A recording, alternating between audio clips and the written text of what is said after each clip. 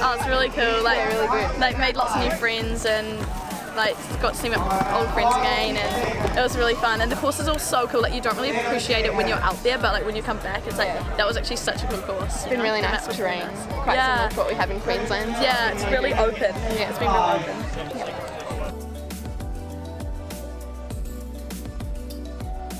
My favourite part was probably just seeing the Australian wildlife, you know. My course wasn't going too well, so I just had to enjoy other aspects like the kangaroos and looking for snakes, but I didn't see one.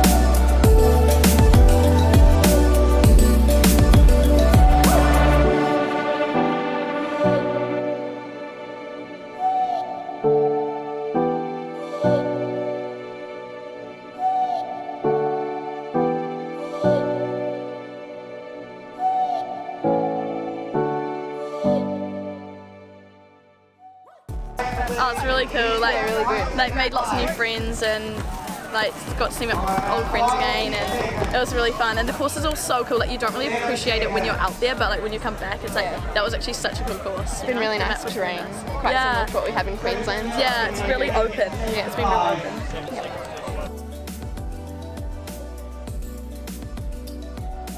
My favourite part was probably just seeing the Australian wildlife, you know.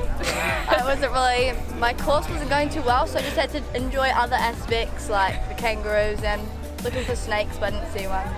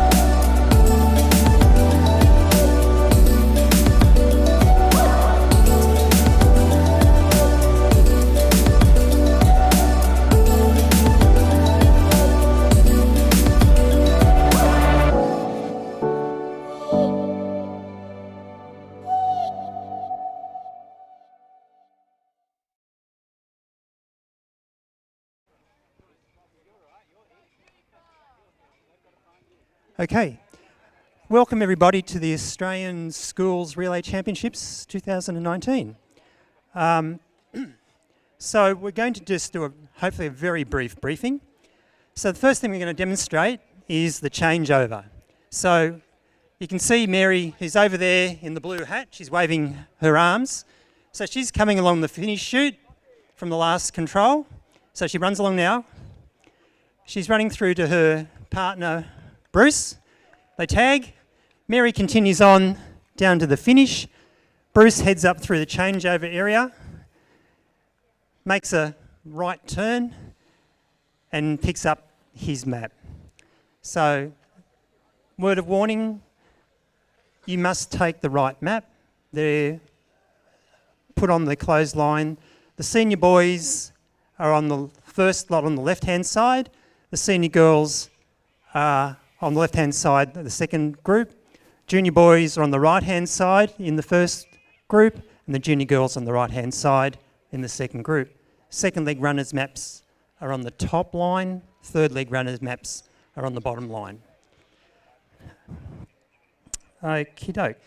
Second and third leg runners, just going to ask you, when you come into the changeover area, there's a chute runs from the back of the finish tent around, and the clear and check units are at the end of the chute. So if you can just head around that way when you come into the changeover area, that would be great. It'll stop you running across the finish chute, and also it'll stop you getting near the finish and turning off your SI sticks inadvertently.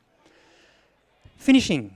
If it's a close finish, it's first across the line is ahead. So if you're racing from the last control with a person from another team, don't stop to punch the last control, the finish control, just run across the line. We'll work out who is first across, and if you need to come back and punch your SI stick, do so, but don't stop if it's close. Just keep running through, okay? That's only for the third leg runners. Second and third leg runners, we have a spectator control for all the courses, which is just over there on the edge of the cleared area. Everybody will come through that, and then they'll have a final loop about 850 metres. That may be the only warning you get of an incoming runner. So just keep an eye on that. But the final loop, as I said, how long it takes you to do about 850 metres, hopefully not too long. And that will be, as I said, for all the courses, go through there. If you do get to the changeover area and your map is missing, don't panic. We do have spare maps we can give you. It just means that someone has inadvertently taken the wrong map. So we will fix things up and we have a plan. So don't worry. There are two people in the finish area. They can help you a little bit, but it is your responsibility to take the right map. They can't tell you which map to take. So I think... Yep. So, first leg runners. We're going to get you to line up. There's a red and white piece of tape on the ground. If I can get the senior boys to line up with the lowest number down the hill, highest number up the hill.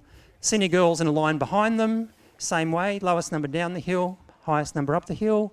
Then the junior boys in a line behind that, and the junior girls in a line behind that. Someone just had a question. Are we at the start triangle? Okay. All right. Got a couple more things. So, first leg runners, when you start, you have to run down through the gap between the maps. Just be careful, there is a piece of electrical light cord across there. It's got some covering up, but you could trip. Just be careful. Everybody has to go through the start triangle. And the start triangle, you can see, is a flag to the north and end of the arena. From the map changeover area, there is some tapes to it, but everyone can see it. So, I think that's about it.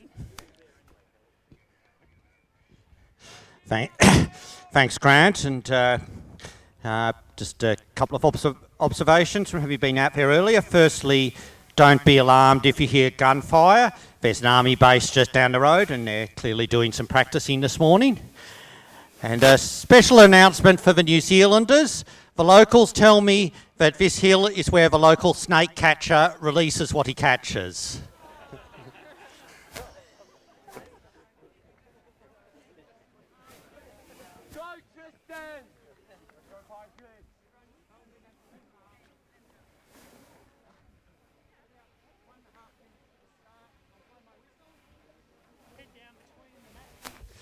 about 1.5 minutes to the start, and Grant will blow his whistle once the start gets underway, and once people are out, I'll start going through the progress points after a couple of days and doing a bit of a preview of the competitions.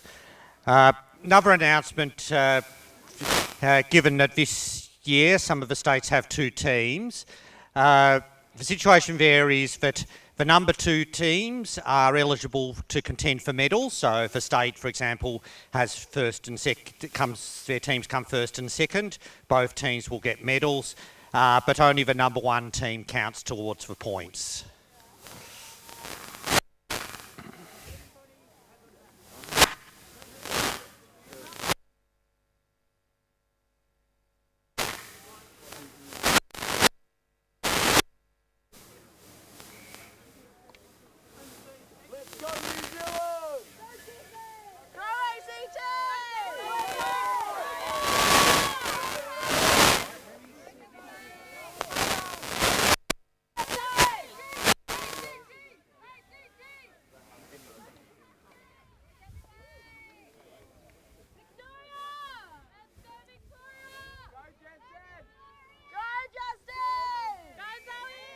And they're off.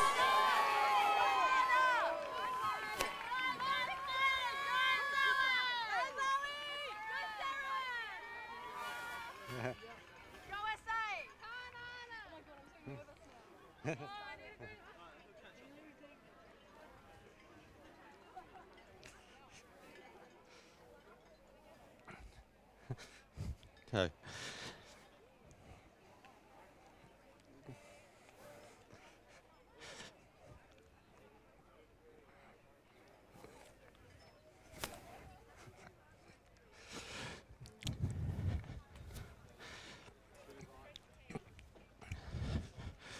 Okay, so we're now underway and looking at the sort of times we might expect. It's a reasonably fast area. The senior boys have 5.1 kilometres, the senior girls 4.5, the junior boys 4 and the junior girls 3.5. I'd be expecting that we'll probably have fastest leg times in the senior boys in the upper 20s. Maybe a little bit longer for the senior girls, and the junior boys and junior girls I think will be probably in the 25 to 30 range. Maybe the very best might get a little bit under that. So you're going to sit up? Yep, sure.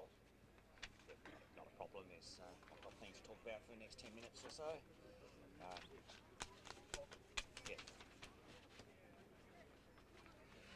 So we're looking at a very interesting state competition here, and there are still 5 states, I think, with a realistic chance of winning.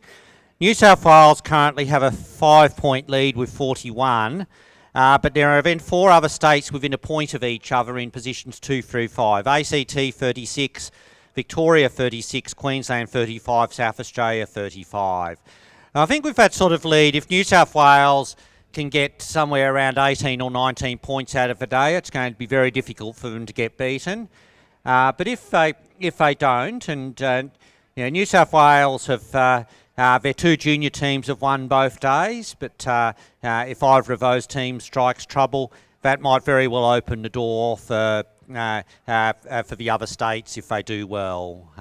So it's certainly going to be a pretty tight competition, and plenty of states still in contention there. In the Southern Cross Challenge, I think New Zealand Karahiwi are going to be very hard to beat. They lead by 13 points, so 62.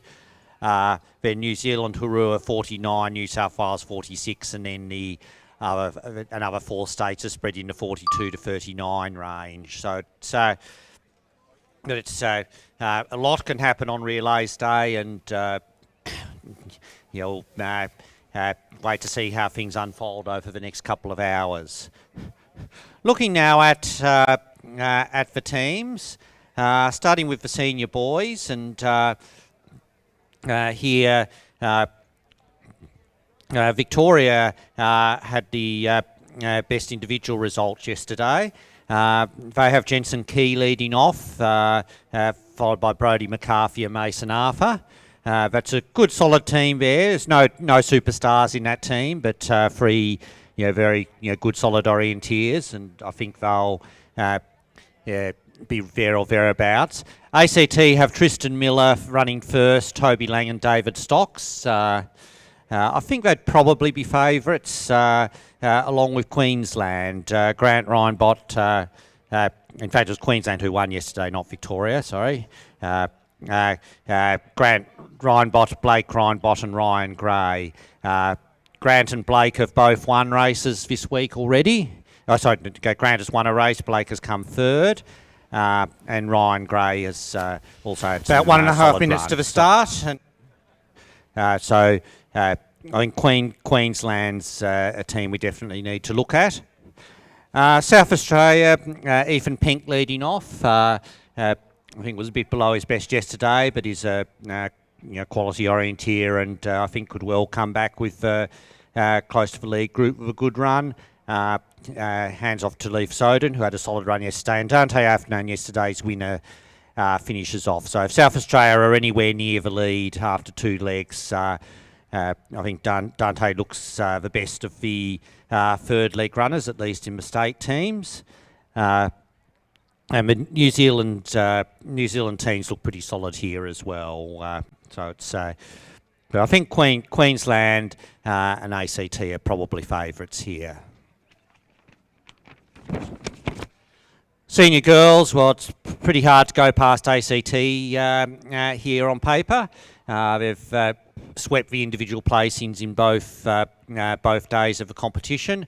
Zoe Melhuish is leading out for them, Caitlin Young and Ella Cuthbert. But things sometimes happen in relays, and if things do happen in this relay, looking at who else might be in contention. The 2 New Zealand teams are both pretty good. I think Karahiwi are probably the better of the 2 there. Penelope Salmon leading off for them, Cara Bradian and Kaya Jurgensen. Penelope and Cara were both in top 6 yesterday, and Kaya has jaywalk experience. Had one big mistake yesterday, but is certainly capable of matching it with the best of them. Of the other state teams, I think Queensland are probably the best of them. Rani Brennan, Laura De Jong and Nina Gannon.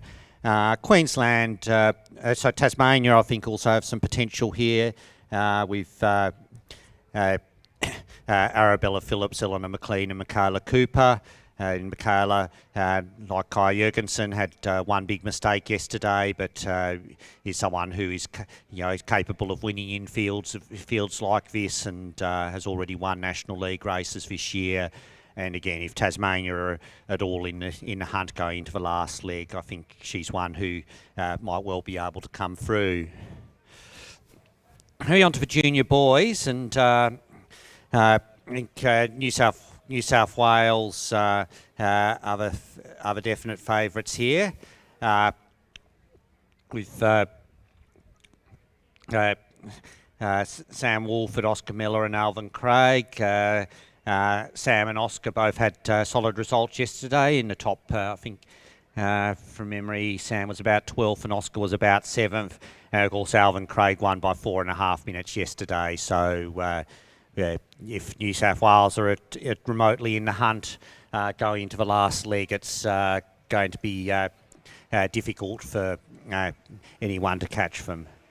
Toranath is out on first leg for Victoria, 3rd place yesterday. I think he's someone who, I think there's a pretty good chance he'll be first back in that class. But looking at some of the other teams, New Zealand Karahivi looks very strong. Felix Hunt, Liam Burke and Zephyr Fave. Felix and Zephyr both top 5 results yesterday, and Liam a silver in the sprint. So it's that's a deep team, and if they can put it together on the day, I think they will probably be New South Wales' greatest threat. South Australia, I think, are also going to be up there. Oscar Johnston and Tom Myhart running 1st and 2nd, and Toby Casalato bringing that team home. And again, they're a team, but if they're in contention, going into League 3. They'll be one to watch. Also Western Australia with Valdo Bosman, yesterday's silver medalist, running last leg for them, feeding off from Eckhart Bosman and Riley McFarlane.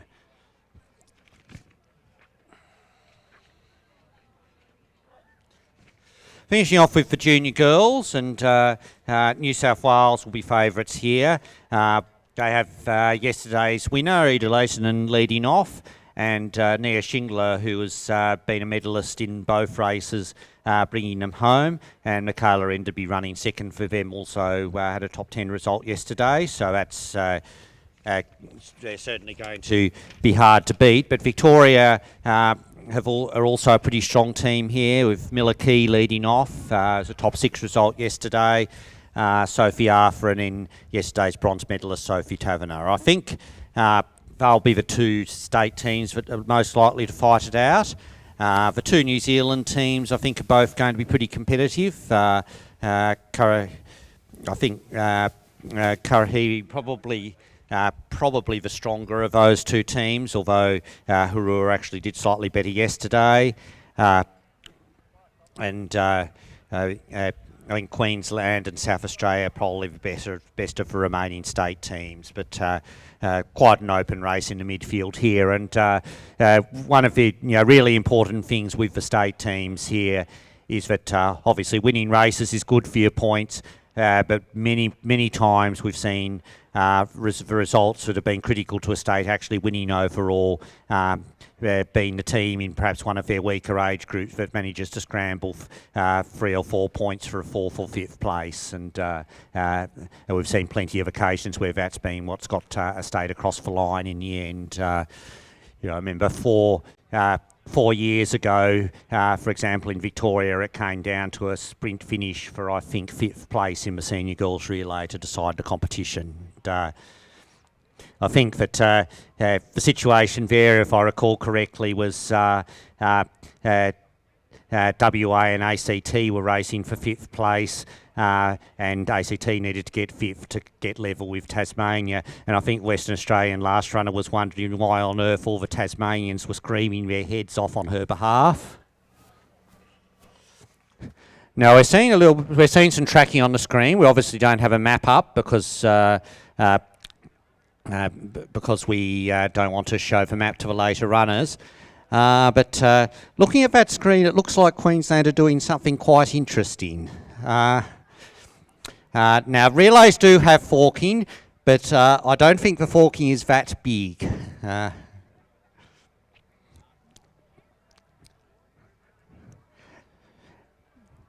And having been out on the map myself, I suspect that there may be a significant parallel error involved here, but I guess we'll find out in due course. Also, of course, we don't really have much perspective on what the scale is of this. We've got the 1 minute tail, so actually this is quite a close-up scale. So they may not be quite as split, quite as far apart as it appears on the screen at the moment. But we can see that Tristan Miller is running together, the ACT is running together with Ronan Lee for New Zealand Karahiwi. Ethan Penk is not too far behind that, 30 seconds or so, and just behind that are Jensen Key and Will Tidswell. Yep, great. Yep, great, sure. So that's for junior girls. Yep. Yeah. Do you have any idea where the radios are, or is it just a spectator? Okay. There's a lot of radios out there. Yeah, fair enough. I don't know where they are. Okay. Yep. Yep. Senior boys. Yeah. In the Taurua team, it's actually Will and Patrick have swapped. So okay. Patrick Yep. Hayes is out there, and in the junior boys. Yep. Yep.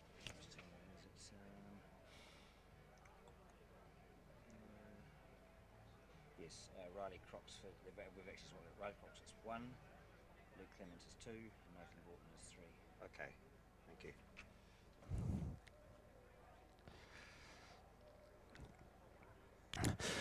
Okay, so it looks like we have in the senior boys, we have still ACT and New Zealand Karahiwi together, and then a pretty close bunch. Queensland have come in into that bunch with South Australia and Victoria.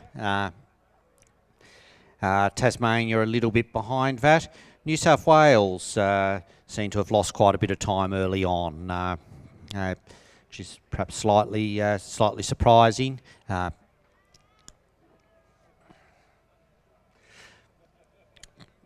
As you can see, obviously looking up from the arena, that there's a pretty big hill up just west of here, and but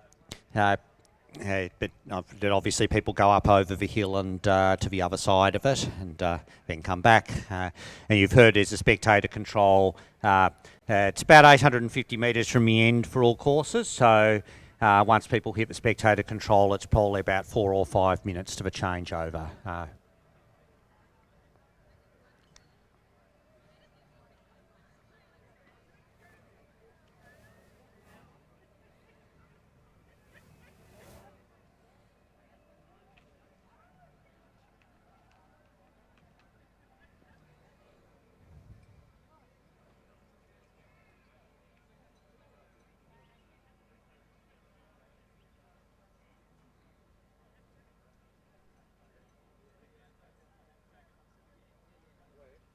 Yep. Right.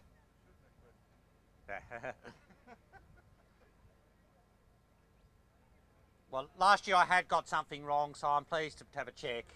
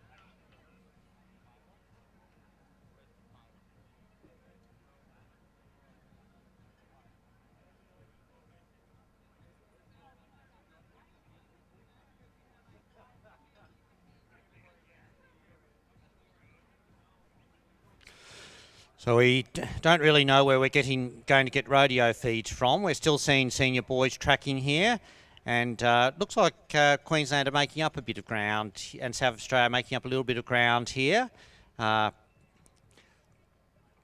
It's still fairly tight amongst the 4 leading teams. Looks like Victoria have lost a little bit of ground, but still probably within a minute or so of the leaders.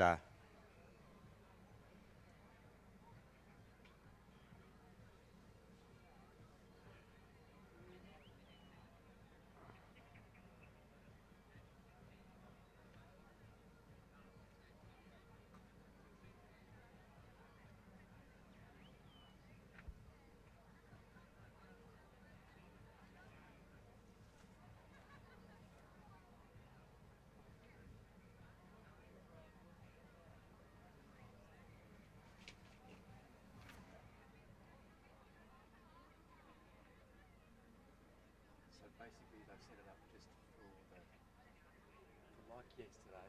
Yeah. 4 classes. Yeah. It'll be kind of a different. Yeah, I'll be interesting to see how it. Yeah. How they want it to go. Yeah.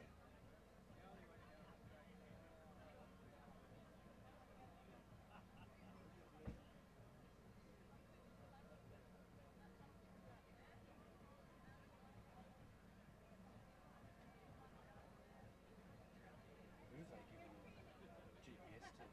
Don't know. Because it looks like. Yeah. Because obviously, what they could do is to slot her in. Yeah. To the last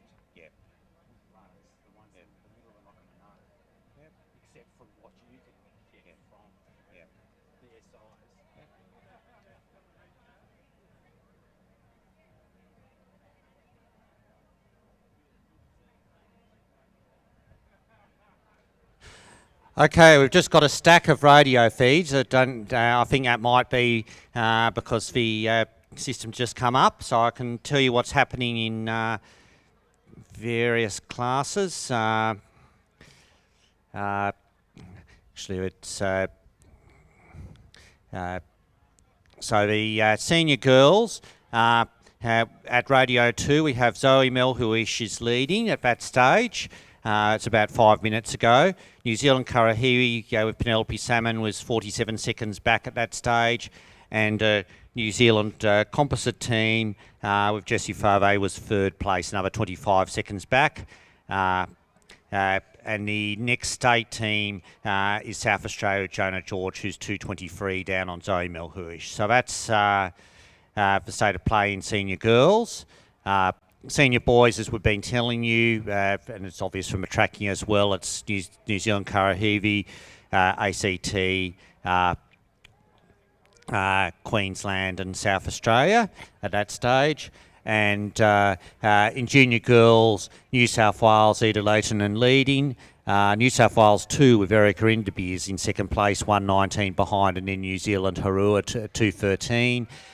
Second state team is Anna Penk at 2:26, and in the ACT, WA and the ACT just after that. But New South Eda Leighton has just gone through the spectator control, so that's the first runner we've seen at the spectator control, and she has a fairly clear lead, which is what we expected from the radio times and the pre-race form, and Eda is going to.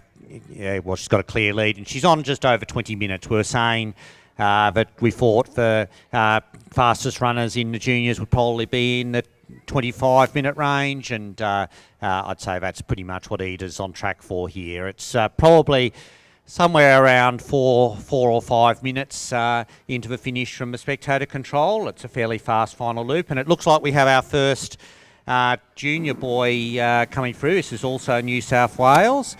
Sam Wolford in the lead here, with it, and he's through in 21:04. But it looks like there's a bunch in pretty hot pursuit.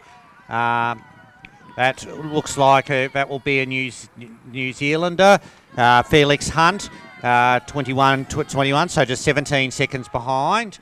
It looks like we also have, I think that's Oscar Johnston. So South Australia definitely in the mix there. And I've been saying all along that with Toby Casalato on last leg, if South Australia can stay close to the lead group, they're going to be pretty competitive. Toranafa, who we thought might be a likely first leg leader, is also in that bunch.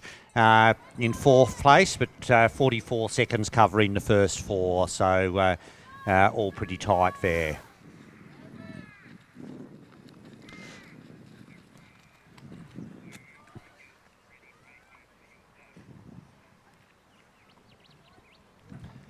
A couple more teams through the radio in senior girls. Victoria with Sarah Ninjas and Tasmania with Arabella Phillips. Both about 4 minutes behind Jonah George and 6 behind Zoe Melhuish, and they're currently third and fourth state.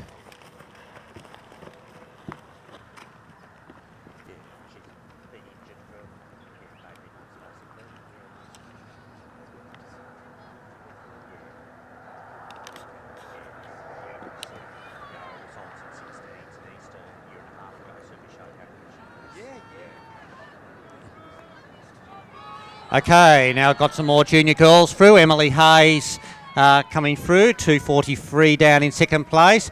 I'd say this is Erica Enderby and Miller Key. So Victoria second state here, running with New South Wales too. Some more boys as well. We have Luke Farron for New Zealand composite team. This is also another New Zealand team. And it is, I think that's Hannah Magnell. But Eda Leighton is fairly close to coming in, I think, because she's just punched another radio. I'm not sure how far back it is, but... and New South Wales and South Australia together at a late radio as well. Anna Pink has also gone through in junior girls. and is third state, I think.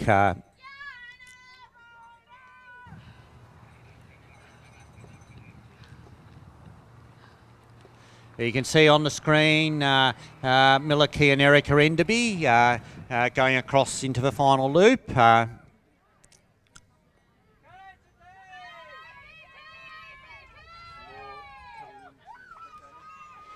Another ACT runner coming in. I think this is this might be Justine Hobson. I think. Yep, it is. So, but now we've got our first changeover. So this is Sam Wolford changing over. About 24 and a half minutes there for Sam. He hands over to Oscar Meller, but just behind that, Oscar Johnston will hand over to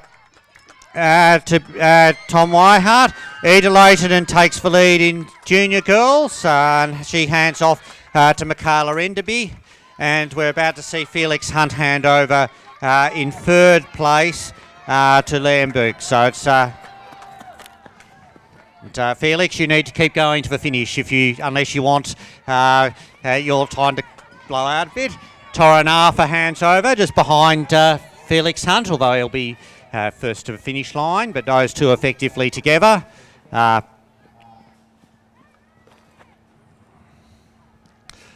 Okay, so junior boys, New South Wales, South Australia, Victoria and New Zealand Karahiwi, all within 36 seconds of each other. Junior girls, we have just Eda Leighton in, although New Zealand Huru with Emily Hayes has gone through the final radio, so we should see her in the next minute.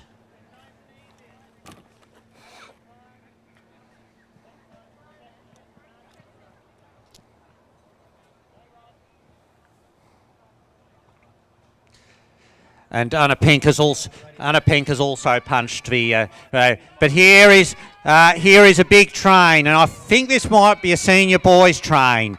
Grant as well as Zoe Melhuish. So Grant, Ryan Bott, Tristan Miller, Ethan Pink all through for Queensland, ACT, South Australia. Zoe Melhuish also through in the junior girls. There's at least one other. I didn't catch there.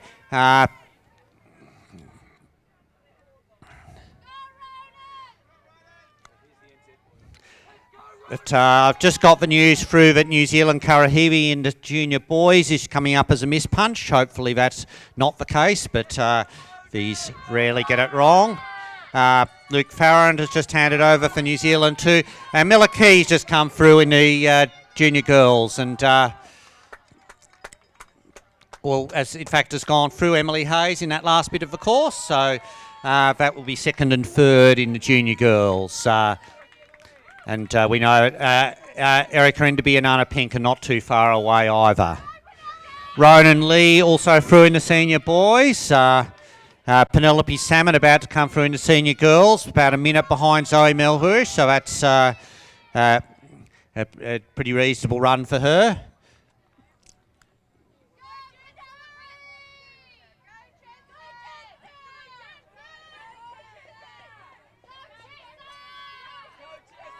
Jensen Key also through, and with Penelope Salmon, looks like there's a Queensland, and Samuel Garbellini for a composite team. As Anna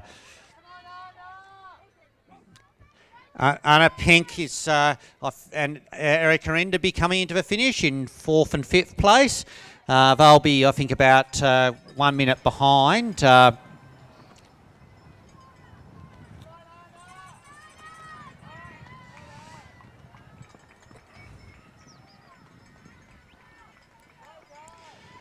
So Anna Pink hands over in the junior girls, and she sends out Zoe Carter, no, Jemima Lloyd actually, and Erica Enderby for New South Wales number 2 team, and she hands over to Julia Barber.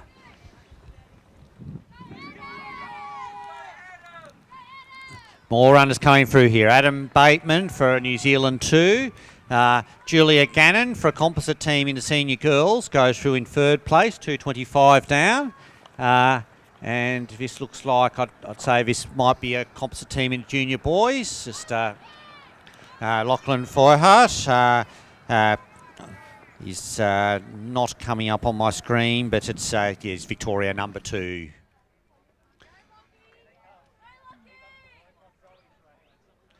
So we're waiting for our first finishers in the senior classes as Riley Croxford hands over for New Zealand Harua. Actually, it's not Riley Croxford. Yes, it was Riley Croxford. Luke Clements going out for New Zealand Harua. And Justine Hobson will go through in 6th place.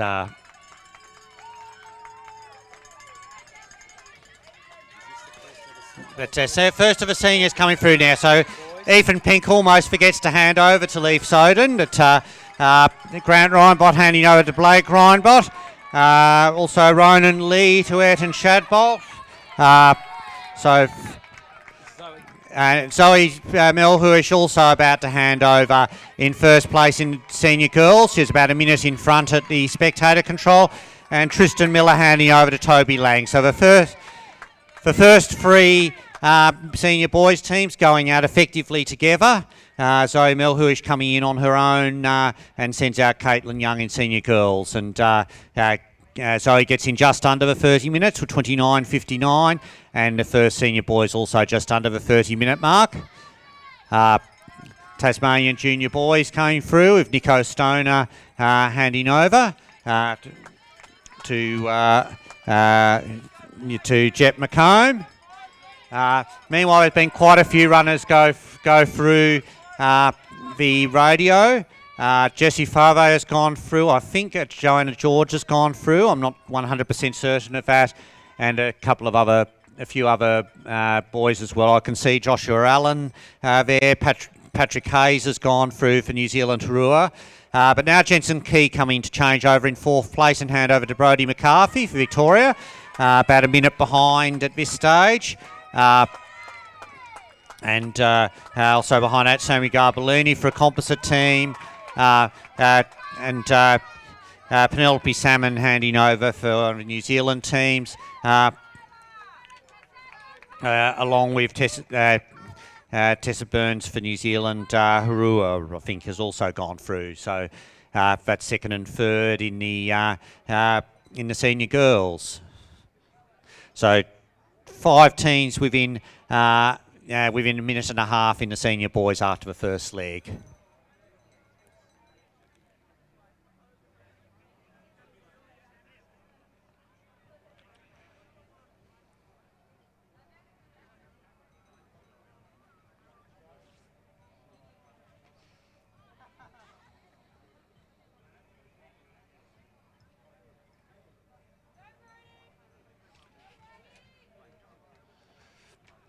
Julia Gannon handing over to Anna Dustin in a composite team. And she's still has had a good run here. She's handed over, I think, in 4th place. Also coming in here is Adam Bateman for New Zealand 2. And Lachlan Feuerhart for Victoria 2, handing over to John Steer. So that's a pretty good run there for Lachlan. He goes out in 7th place, I think. Joanna George, in fact, has just gone through the radio. I thought she might have gone through earlier, but that's not the case. She is, I think, still 2nd stage. Composite and New Zealand teams between her and ACT, but no state team at the moment. So South Australia, so Mel Hughes has opened up a big lead, but South Australia certainly still in the hunt among the state teams.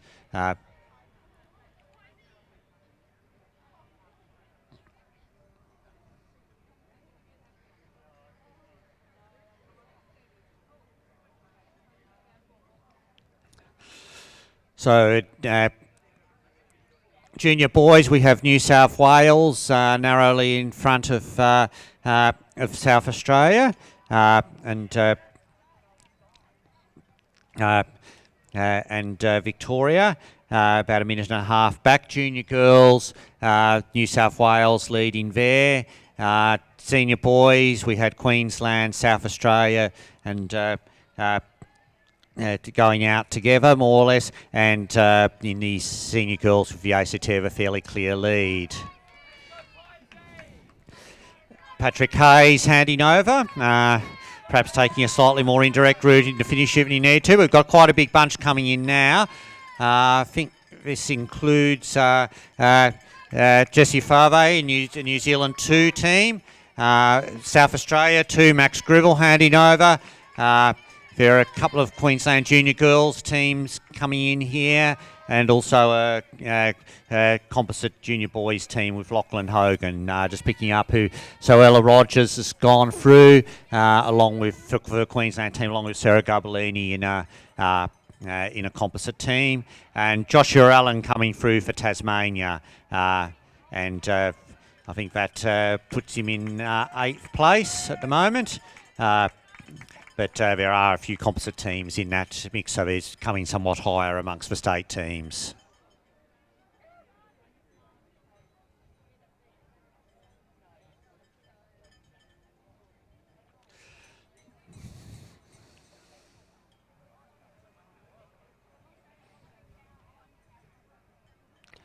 So just for 2 official teams in senior girls, ACT and New Zealand Karahiwi, and there are a couple of composite teams in as well.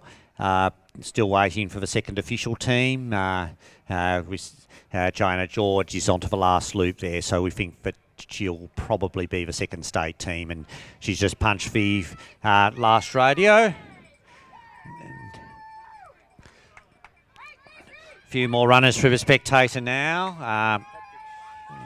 Patrick Shelton-Agar, that will be an ACT number 2 team, I think. No, in fact, it is the ACT Junior Boys team, and also a New South Wales runner, I think, in a composite team, and Western Australian Junior Girls also through, I think. Caitlin Madden running first for them. Eckhart Bosman coming through for the Western Australian Junior Boys. About 36 minutes fair for him. And changing over in the Junior Boys, we have Tasmania 2, Ewan Best handing over to Charlie Cooper. Yeah,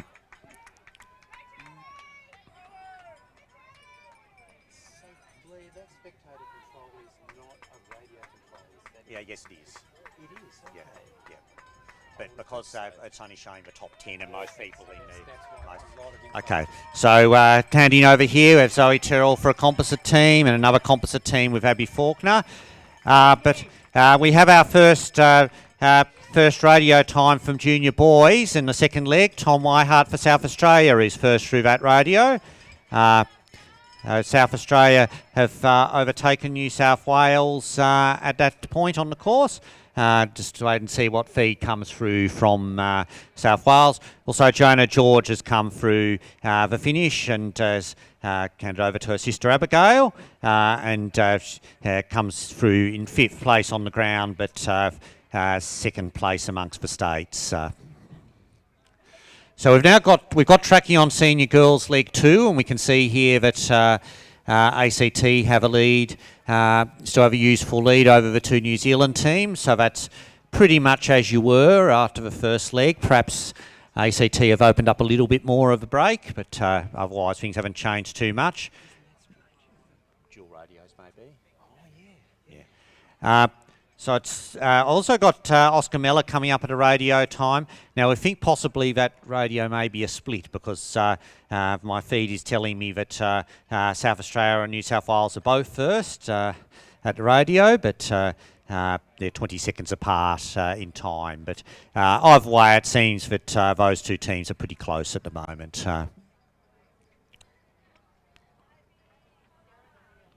We haven't had any junior girls come up at a second leg radio yet.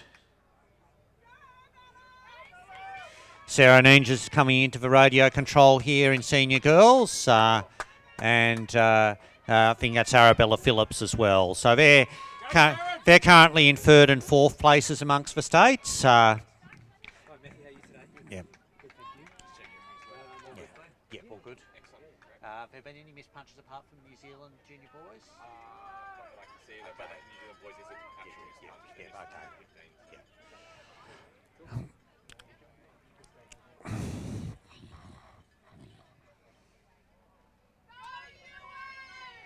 Ewan Shingler going through in the senior boys.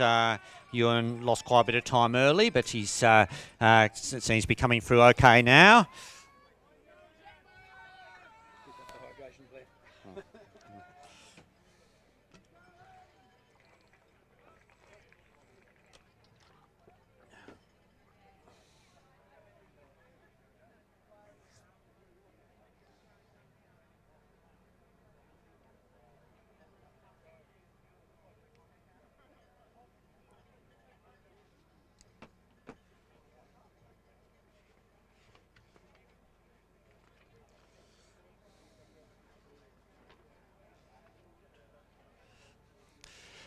Couple more finishes here, both first leg runners. So this is going to be this Cooper Hawley for a composite team. In fact, it's only one more finisher.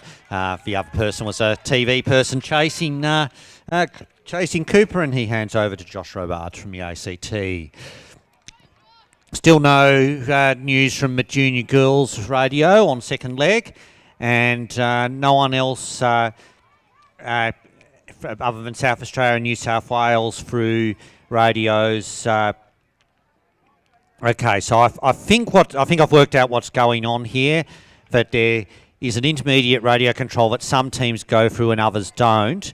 But then there's a common radio control, and I think if I'm interpreting this correctly, that New South Wales have a 122 lead over South Australia at the common radio in junior boys. So Oscar Miller has opened up a little bit of a break on Tom Whitehart. Meanwhile, Eckhart Bosman has just handed over to Riley McFarlane for Western Australia in the junior boys. Arabella Phillips and Sarah Ninjas are about to come into the finish. They've both punched for final radio. And we have our first League 2 radio time in the junior girls, and it's Michaela Enderby for New South Wales, but immediately behind that is the two New Zealand teams, New Zealand Huru with Sophia Toes and New Zealand Karahiwi with Rachel Dustin. So that looks like a lead pack of three there. They're all within 7 seconds of each other. And we had a couple of Tasmanians go through. I think one of those might have been Arabella Phillips. I didn't, so looking at my screen while they came through.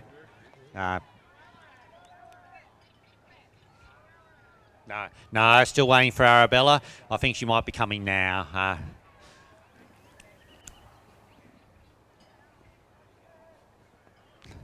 And that means Sarah Ninjas is probably not too far away as Arabella Phillips hands over to Eleanor McLean, and I can see Sarah Ninjas just coming up, and she will hand over to Jemima Bradfield-Smith.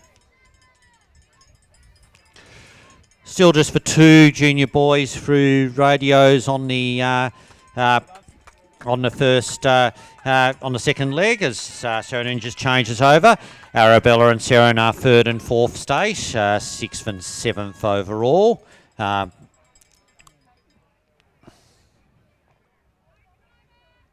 And now we've got some senior girls tracking. Now we've got 2-minute tails on this now, and we can see that ACT have continued to open up their lead because that lead is now clearly more than 2 minutes. It looks like it's about 3, and the two New Zealand teams are still together.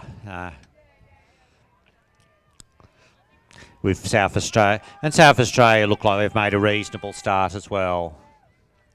I think that's Ellen Curry. Victoria have just, in junior boys, Henry Dutoit has just gone through the radio that some teams go through but not others. He's 6 minutes behind Tom Whitehart at that stage, so I think he is possibly in third, but we'll have to wait to see what the next radio does there.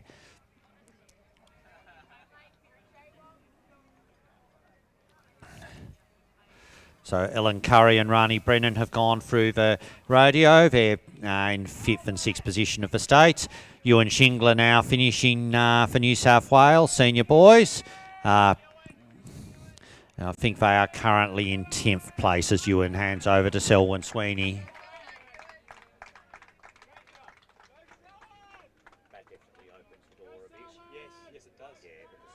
going to do well to get more than 2 or 3 points out of the senior boys and the senior girls for that matter.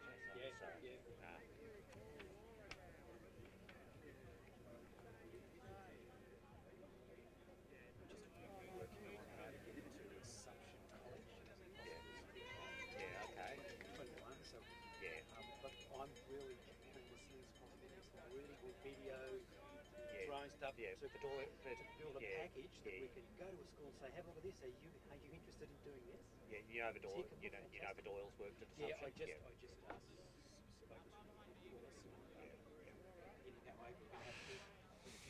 him, Okay, a few more have come through. Radios in junior boys. For one we're watching is for Common Radio, and Henry Dutoit for Victoria has gone through that in third place, about 6 minutes down on South Australia, and 7 down on New South Wales. So we may not be too far away from getting our next runners through the spectator control there. The second leg runners on junior boys have been out for about 19 minutes now, and it was 2021 that we were seeing them earlier. Now, looking at the senior boys on the tracking now, and on the first leg we had ACT and Queensland out. Actually, we're just doing a replay, so we don't seem. Looks like the tracking's not picking up ACT, so that is perhaps not entirely helpful. Queensland, the fastest of those who are on the screen, but again, I'm not entirely certain that Queensland. I can't really tell whether that's Queensland having gone a long way astray or Queensland a long way in front.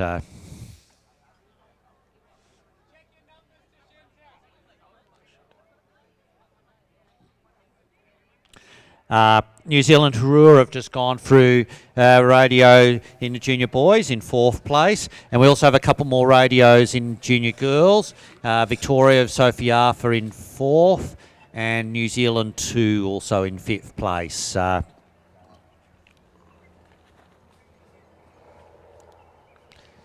it looks like in the junior girls we may have a first leg miss punch for Tasmania, although waiting to confirm that.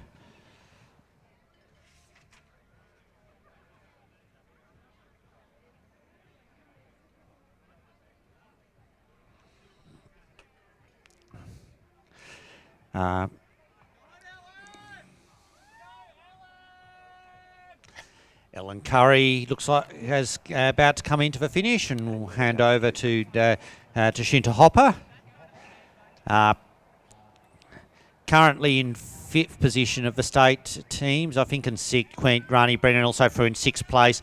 As I was saying earlier, sometimes these are the points that can be pretty critical to the destination of the school's competition, and with New South Wales out in front in the 2 junior classes, but somewhat off back in the 2 senior classes.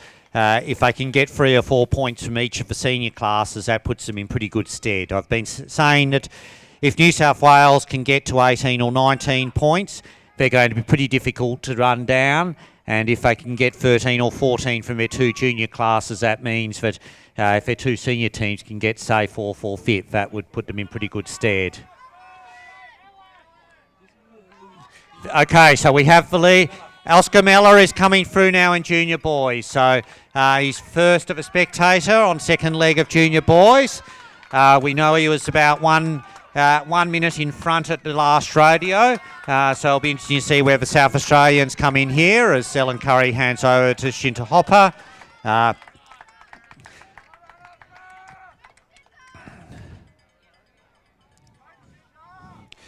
I've just got a radio punch in the senior girls for New Zealand Harua with no sign of the ACT. So I don't know if that's a split radio control or whether something has changed. And in the senior boys, New Zealand Karahiwi first through Ayrton Shadbolt at a radio. So it may well be that the tracking we're seeing with Queensland doing something no one else was possibly indicative.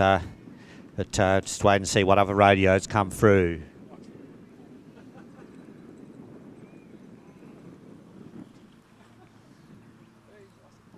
Yeah.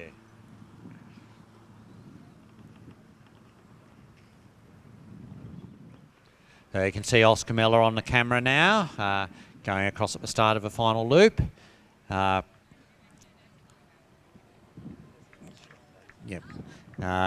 More junior boys coming through. This will be a Marcus Degenar for a composite team.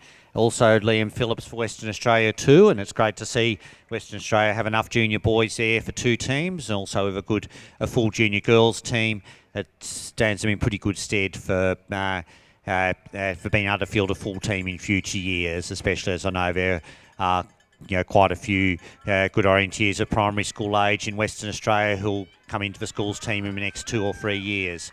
Ronnie Brennan changes over in the senior girls to Laura De Jong for Queensland. Yeah,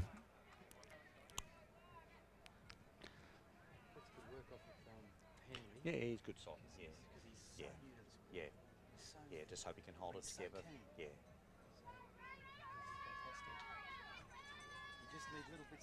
Okay, this is Tom Whitehart is going through. So he is 2:14 down. Has lost a little bit more time on the second sector of the course, but still hanging in there. But also Rachel Dustin is through the spectator in first place in the junior girls. So she's gone through Michaela Enderby out on the course.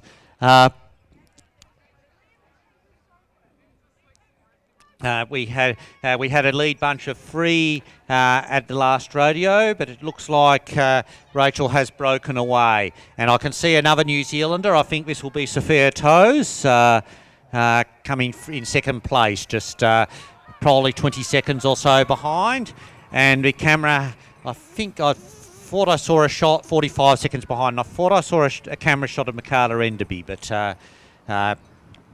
so she may not be too far away either.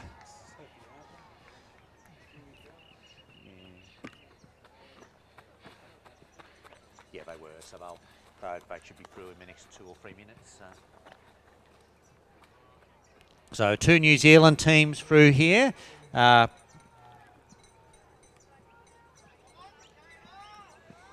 Sophie Arthur on camera as well, coming. I'm not quite sure where that camera shot is, but I suspect it's not too far away from the spectator control. I can see a little bit of movement behind the spectator control, but I can't pick up which team it is. Yeah.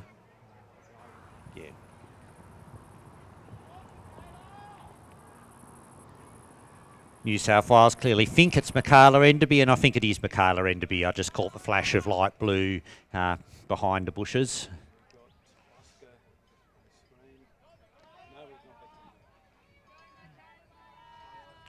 Oscar Miller's just punched for pre-warning, so I think he'll be finishing very soon.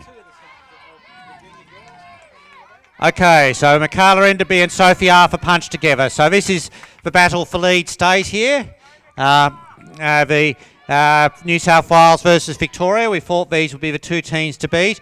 And it looks like it's going to be a head-to-head between Nia Shingler and Sophie Taverner, 2nd and 3rd yesterday on the final leg. This could be pretty important to the destination of the competition. But Oscar Miller hands over to Alvin Craig, sending him out with a lead, probably a lead of about 2 minutes, but Toby Casalato will be going out behind him, and Toby's a quality orienteer as well, so I don't think that race is over by any means yet.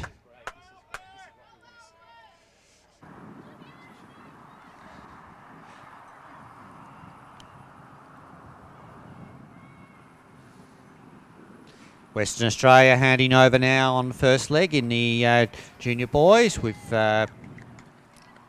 Sean Richards handing over to Patrick Duffy.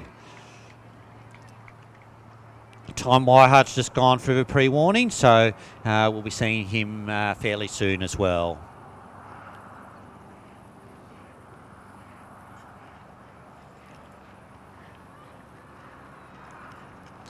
And Rachel Dustin also a pre-warning, so we'll see our first senior girl through.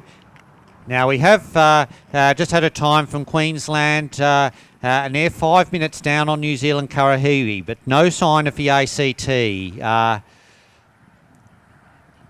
I'm wondering if the ACT, that might be an SI stick issue, because we've had 1 or 2 other runners not picked up of it things. Now we're looking at senior senior girls, and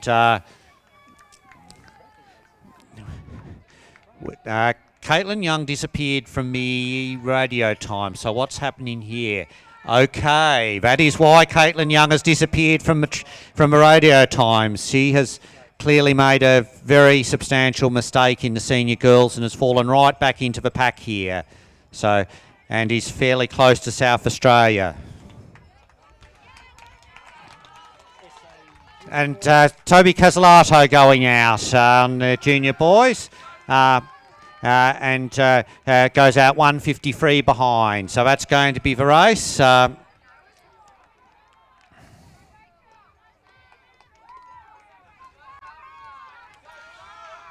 And Rachel Dustin hands over for New Zealand Karahiwi. Ben Portner on a pretty decent run for Tasmania here, and punches in third place on Radio 2 in the senior boys. So that's they've made up quite a bit of time in the first part, or quite a lot of places in the first part of that league. But it's looking like there are some fairly major errors on the in the first part of the second league for seniors, both for the boys and the girls.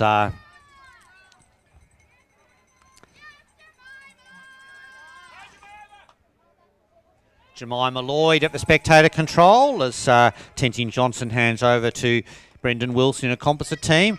Jemima Lloyd just through the spectator control in the junior girls. That will be third place of the states, I think. And Sophie Arthur is at pre-warning as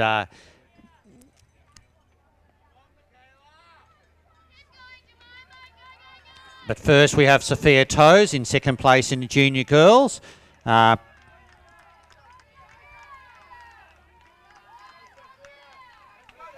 Henry Dutois has just gone through the spectator control in fourth place and third state. New Zealand Turua with Sophia Toes just goes through in second place in the junior girls. We're waiting for a first state team here. And Sophie Arthur has gone through pre-warning. Michaela Enderby has not, so that might well indicate that Victoria have got a little bit of a jump on that at the start of at the end of that second leg, and every bit is potentially useful for them. And I think we're about to see Ayrton Shadbolt for New Zealand Karahiwi at the spectator control second leg senior boys. But first we have Sophie Arthur. Michaela Enderby has punched for pre-warning, but 53 seconds behind. So Sophie Taverner's going to go out with a lead over New South Wales, and this is going to be a very good race.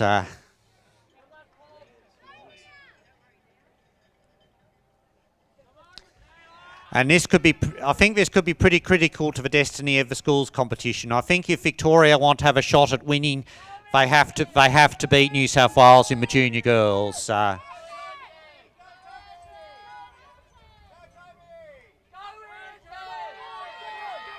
Shadbolt at the spectator control, leading the senior boys and leading it by a lot. We think he's about 5 minutes in. Or maybe he's not. No, it's Toby Lang. Okay, so Toby Lang is not showing up on my screen, so they are together. But I think they have a 5-minute lead over anybody else. New Zealand Hurua changes over in third place in the junior boys, at about 5 minutes off the pace. Michaela Enderby changing over in junior girls. And she'll hand over to Nia Shingler. About a minute behind Victoria.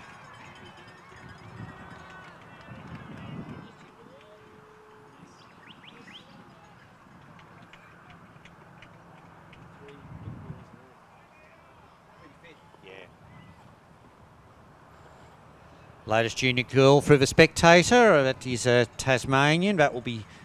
No, it's a boy. I think it's would be Jet McComb. I think is running second leg. Yep, in fifth. And he's in fifth place at the moment. So Victoria's lead over New South Wales at the changeover is 1 minute 19. few more radio times for junior boys.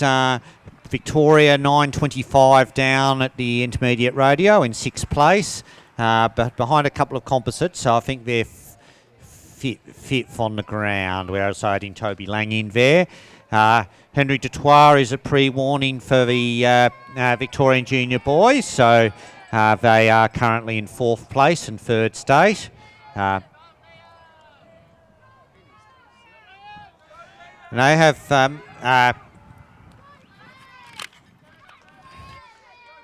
have Cullen White running last leg for them, and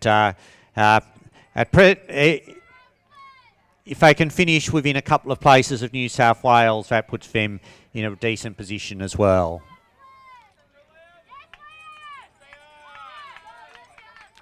So Ayrton Shadbolt is at pre-warning now. We also have Anna Dustin for a composite team in through radio and senior girls. And I think that might be Caitlin Young. No, it's Ellen Johnson at in a composite team. At Liam Stolberger for New Zealand Turua through the Spectator in 3rd place. And Henry Dutoit finishes in 4th place, to hand over to Cullen White. So we now have 4 junior boys teams out on the last leg. And the 2 New Zealand teams and ACT are on their final loop in the senior boys. And we're about to have our first senior boys finishes here. So this will be Ayrton Shadbolt, handing over to Ayrton Shadbolt is handing over to Tom Harding. And Toby Lang to David Stocks. So this is looking pretty good there. Leaf Soden has just gone through the spectator control. And so that's the second of the state teams. So it's quite a few second leg runners we haven't been picking up on the spectator, on the radio times. But I just saw Leaf go through there. And South Australia definitely hanging in there. And Dante Afnan will be going out with perhaps 4 or 5 minutes to run down on David Stocks. That's doable potentially. Could I have everyone's attention, please? Now that the first second leg runner from a senior team is finished, we require every runner who hasn't competed yet to move into the quarantine area.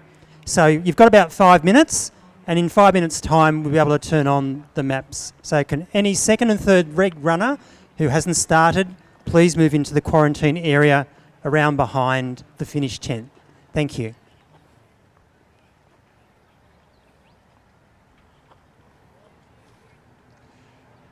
So just heard Tom Harding had to wait for a map, which means presumably somebody has picked up a wrong map. And if somebody has picked up a wrong map, somebody is going to get disqualified, but we don't know who that might be at this stage. Alvin Craig has just hit the first radio on the last leg of junior boys. And Liam Stolberger at pre-warning in 3rd place. Oh, okay. Sorry, it's just okay, sorry, he just ripped his map, so no... looks like no obvious issue there. Tasmania just changed over in junior boys in 5th place. So Jet McComb handing over to Riley Kerr.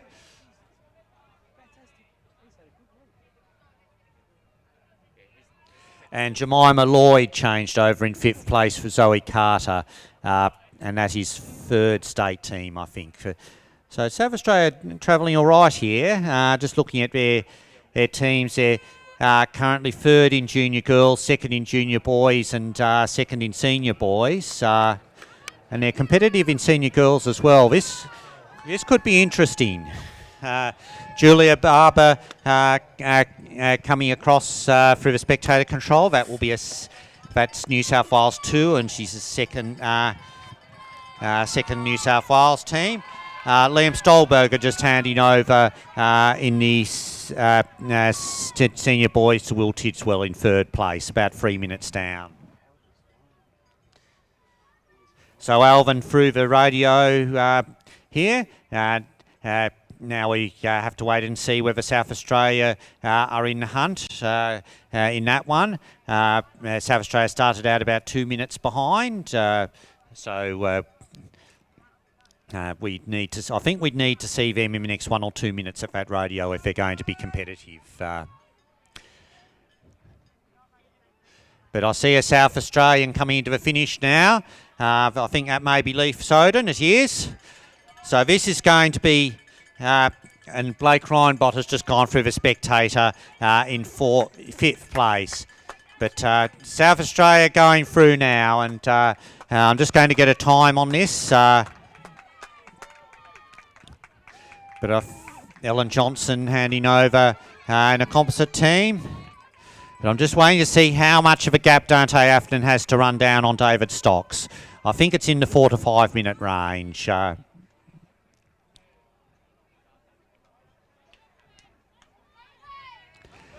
cool, thanks. So Flynn Hunter handing over to Samuel Taylor Sinclair for a New Zealand composite team. Yep, see ya.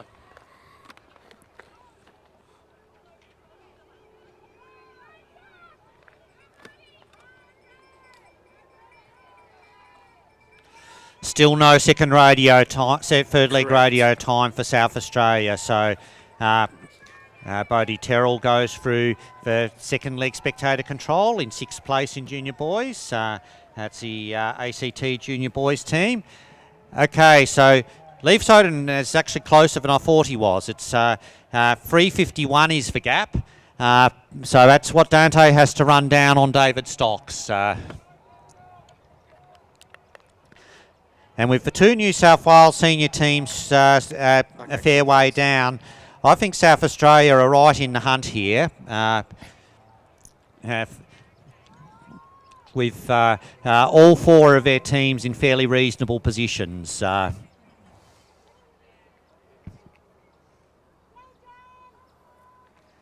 We've had no senior girls yet at the spectator control on the second leg.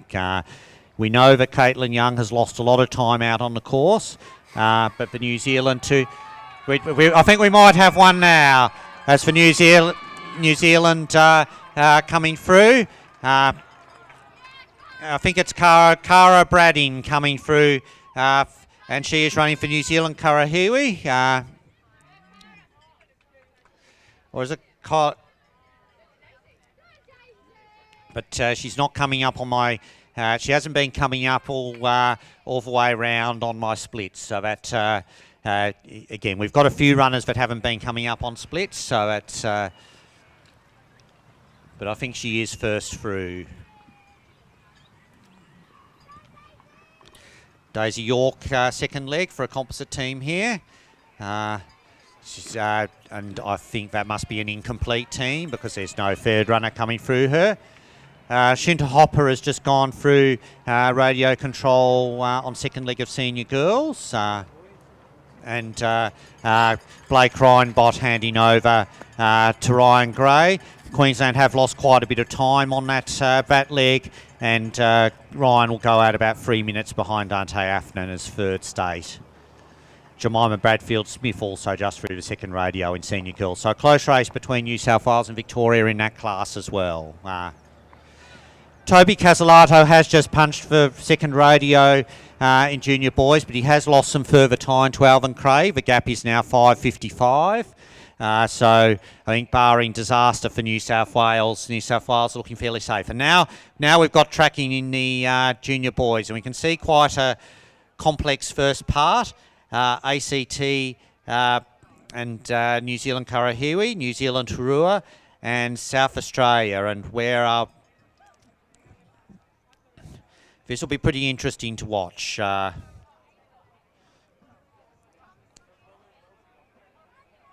So we can see that Dante Afton has caught New Zealand Turua.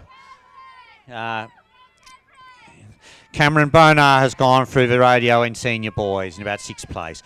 So I think this is now live. So we can see that Dante Afton has caught the New Zealand Turua runner, Will Tidswell, and Tom Harding and David Stocks are together, probably about 2 or 3 minutes further over hill. But now here's a big chain, and all ACT girls. Caitlin Young will be in that, so she's recovered some ground. I think there'll also be a couple of juniors. Aoife Rovery on second leg and Ingrid Shelton-Ago in a composite team. A few more changeovers here. Bodie Terrell changing over for the ACT. Riley McFarlane for Western Australia. That is 7th and 8th, I think. And also a composite team with Daniel Wood handing over to Dylan Bryant. But it's the senior girls that watching. We don't have a senior girls finisher yet. There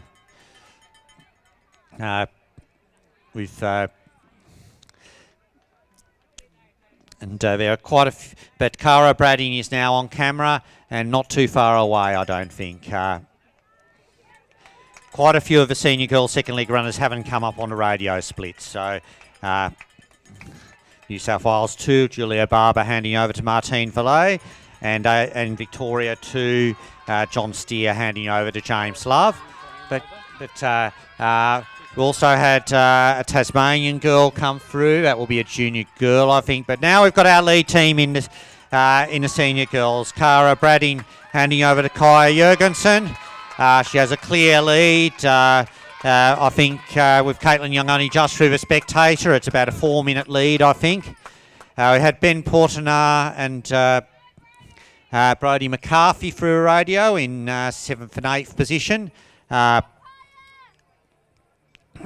Mason Arthur and Tom Portenar on last legs for them. So if Mason can make up a bit of time, they may well be in the hunt for, perhaps for the minor placings. They're currently 4th and 5th state, I think.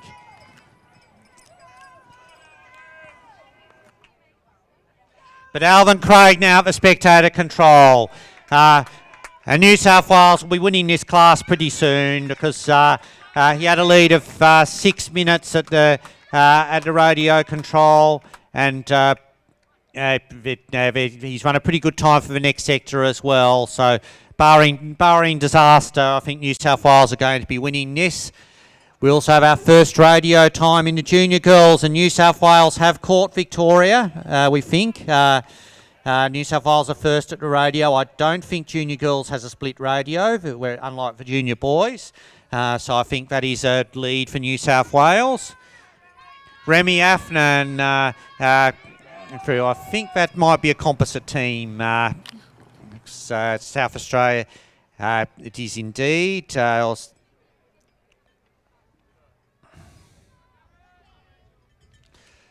And New Zealand handing over, it's Cameron Bonar handing over for New Zealand 2 to Mitchell Cooper. And New Zealand Hurua have just gone through the spectator control as well in third. We think they're in third place.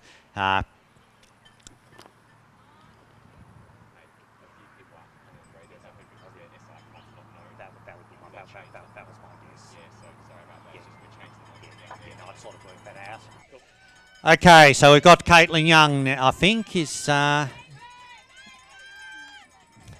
handing over to Ella Cuthbert, and she's closed quite a bit of time here. She's closed the gap down to about 2.5 minutes. So that's certainly still a race. Ella Cuthbert is going to go out about 2.5 minutes down on Kaya Jurgensen. That's certainly gettable. And Alvin Craig is at the pre-warning, so not too far away here for New South Wales. Still no sign of Victoria at Radio 2 in the junior girls. Aoife Rovery coming through in the junior girls for the ACT, handing over to Natalie Miller. And Sophie Taverner is now through the radio, but the gap is 2.5 minutes to New South Wales. So New South Wales have a clear lead here. I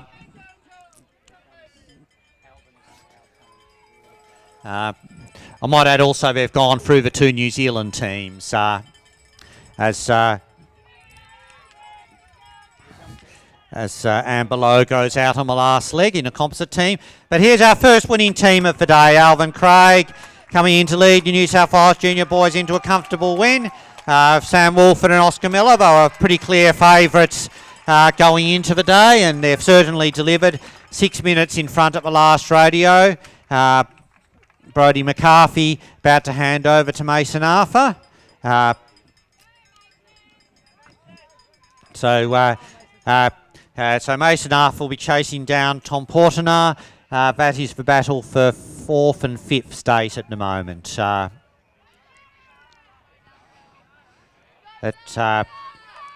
Queensland also possibly in range. Zoe McComb handing over to Tara Powell in junior girls, just behind the ACT. A few more through though. I can see a. Yeah, I've got two junior girls. I reckon that might be Abigail George in the senior girls. Would be in 4th place. There's a New Zealand runner through as well who I missed. Zara Stewart in the junior girls. So Zara Stewart hasn't been coming up on the radios, but that will in fact be our leading team, the junior girls. So it's not that New South Wales has gone through them, it's that we weren't getting radio times on New Zealand Kurrahiri. So that will be the lead team in junior girls at present. So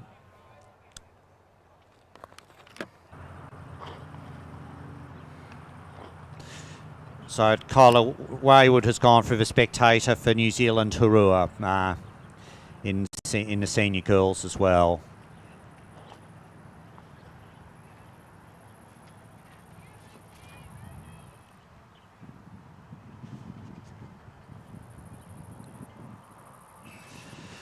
So New South Wales all present and correct there it seems.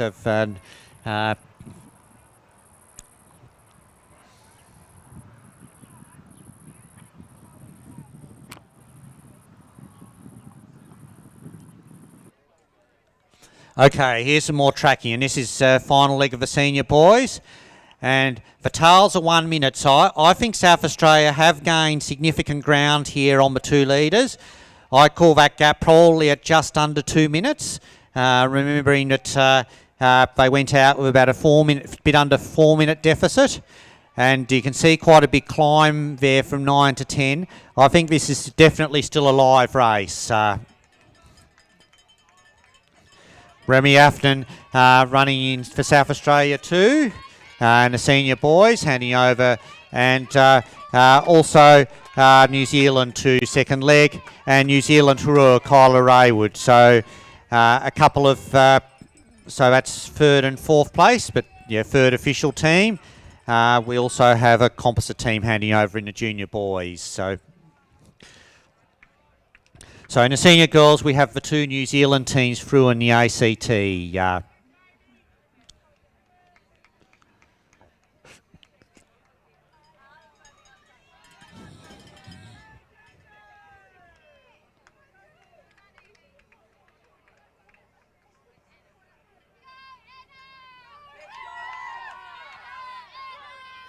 I'd say that's Anna Dustin going through. Indeed, it is in the senior girls. That's a composite team. David Stocks has just hit the radio first. You can see that on the tracking. Charlie Cooper handing over to Eddie Stoner for a composite team, but just 4 seconds behind New Zealand Kurrahiri. So that confirms what we've seen on the tracking.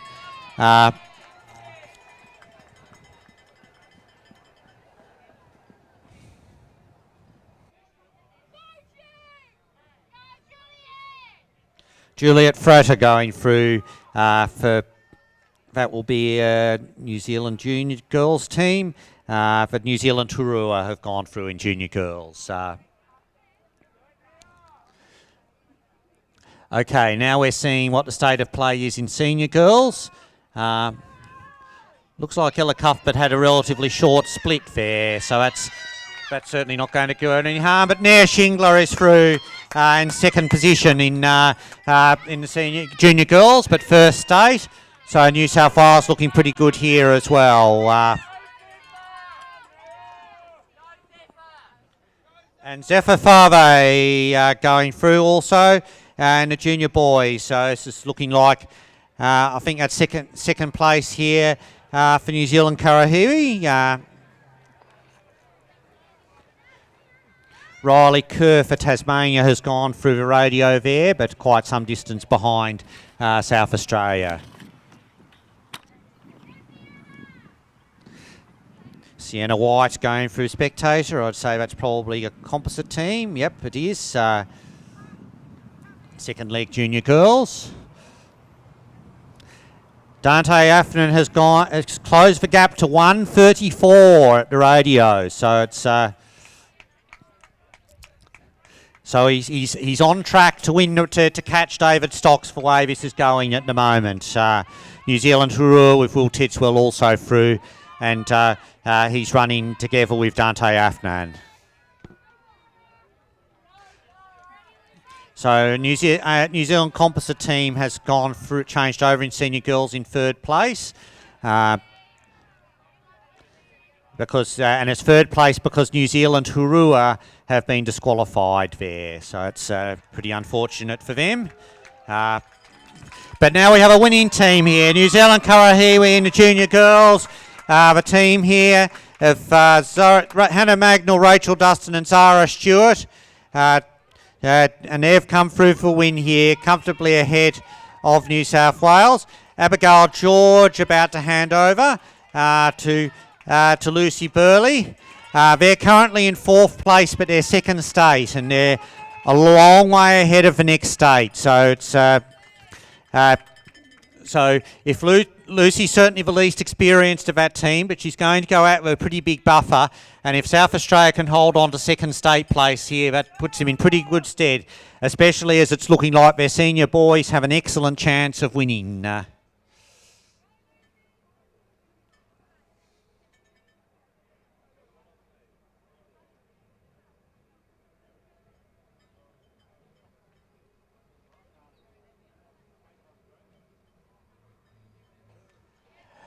More from the senior boys. So this is the battle for first, second, third and fourth. ACT and New Zealand Karahiwi still together, and it looks like they might have the... are they going to A or C? Either way, it's probably the shorter split. Nia Shingler's at pre-warning, so she's probably not too far away. And this looks like Sophie Taverner coming down to the spectator control. So this will be... I've lost track a little bit of some of the mixed teams that aren't getting picked up by the radios here, but I think it's certainly second state there for Sophie.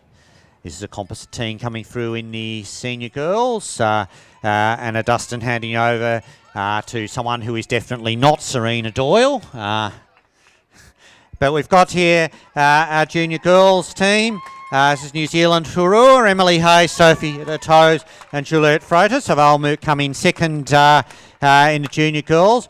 We're expecting to see New South Wales fairly soon, but meanwhile Zephyr Fave is about to come in second place in the junior boys for New Zealand Karahiwi. And now it's New South Wales coming in junior girls. So the team of Ida Layton and Nia Shingler and Michaela Enderby. She is going to, they're third across the line, but first state, and that's going to be a pretty important result for New South Wales by the looks of it.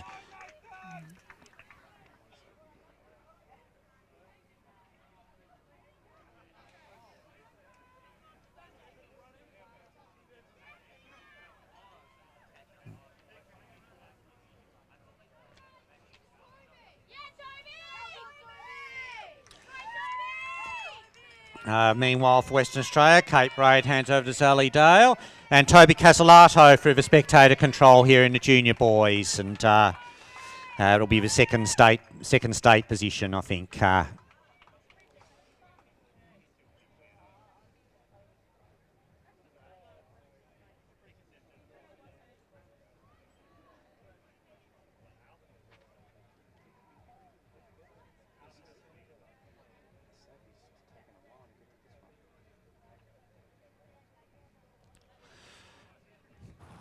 I just remembered that New Zealand Karahiwi junior boys were in fact mispunched on the first leg, so Zephyr is second across the line, but that will not count. As Queensland honed over in the junior boys. So New Zealand Rua second in junior girls, and New South Wales third.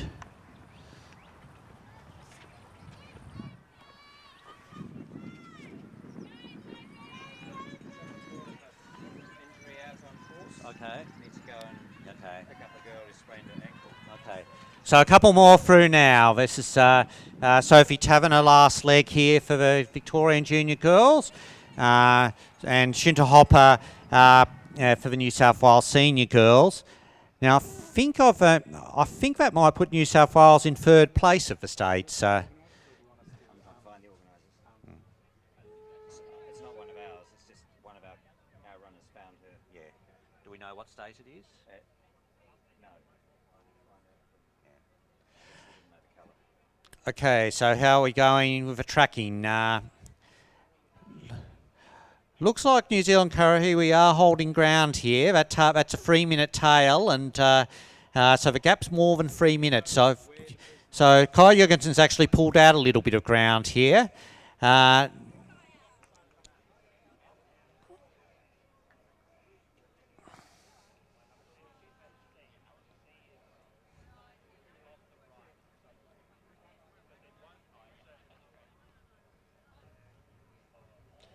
Now for the senior boys, and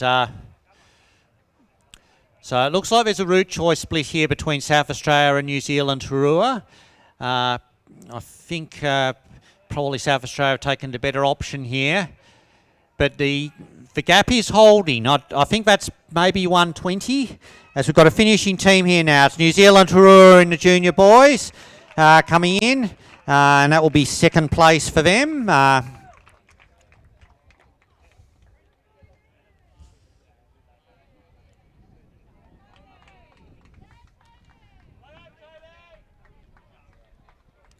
And Toby Casalato, I think, not too far away, and will come in third place and second state.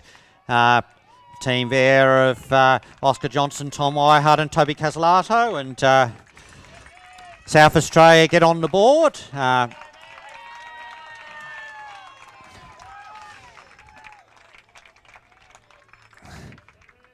Tasmanians just handed over there. I think that's another team that wasn't showing up on radios, so I think that puts them in third place. And I saw Michaela Cooper going out. Just waiting for a time on that.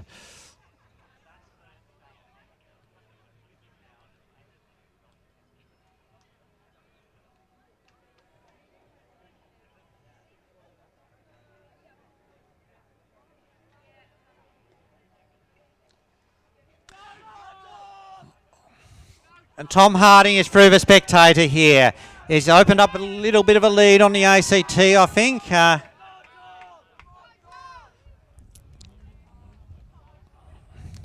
We can see that ACT have lost some time, but so have South Australia. That gap's holding.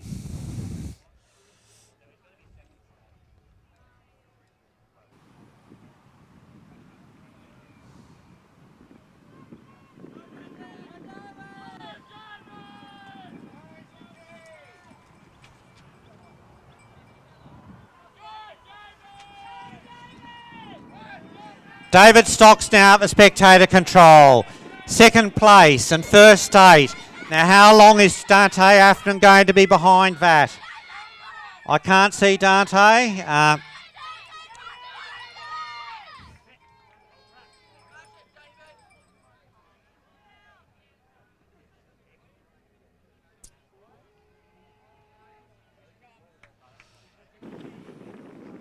Couple of Western Australians through the radio control.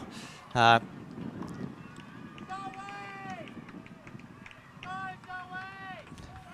now Shinta Hopper is coming through.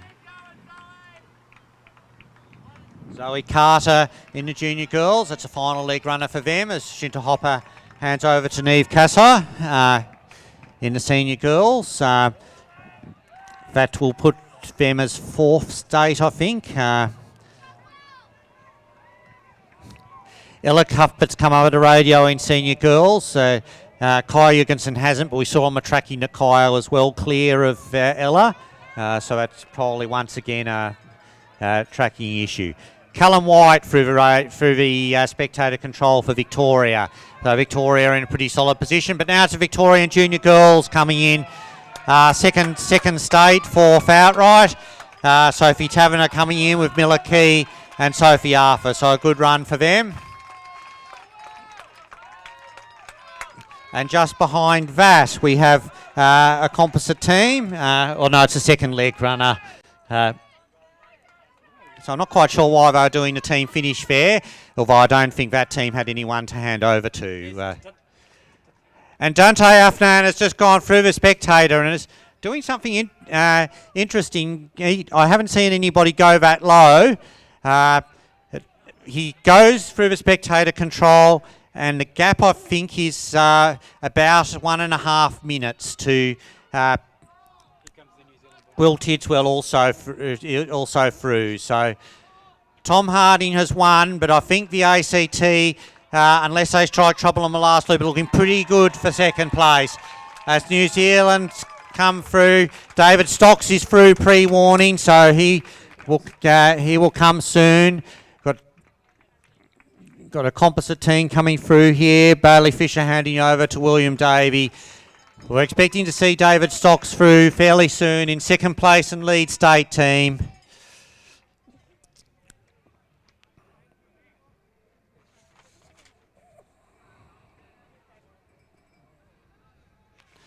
For a lot of the race, we thought that Dante Afton was going to run David Stocks down, but David Stocks has held it together on the last part of the course, and he's going to come in second place and first state. So an important result here for the ACT. David Stocks coming into the finish.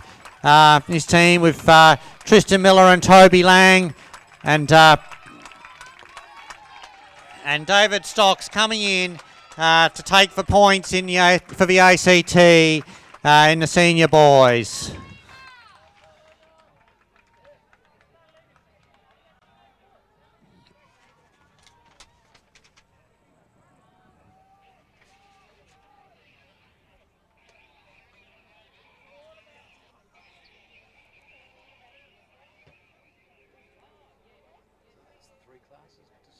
Yep.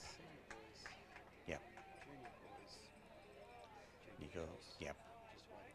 Okay, so we've got some more tracking here, and 3-minute tail still, so we can see that the Kaya Jurgensen to Ella Cuthbert gap is holding at about 3 minutes, but it's looking like Tasmania are getting fairly close to catching South Australia here. Michaela Cooper, you probably the fastest of the last leg runners. And now we've got a race for third place in the outright in the senior boys, and it looking like that's not Tom Harding. It will be Will Tidswell, just ahead of Dante Afnan. So this is third and fourth places. Dante will be second state, and it's.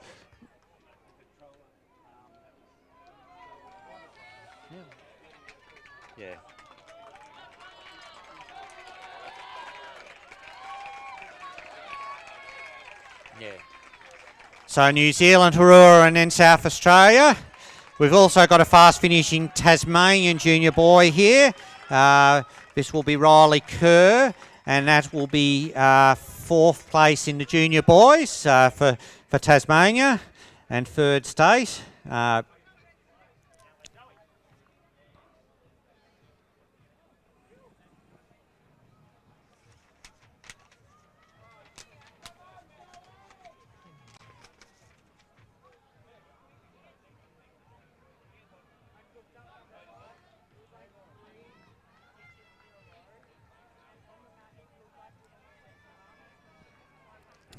And now Zoe Carter finishing for South Australian junior girls, and they'll be third state here. So good Three good solid runs there for the South Australian junior girls. Meanwhile, WA2 handover with Joseph Coleman to Liam Dufty.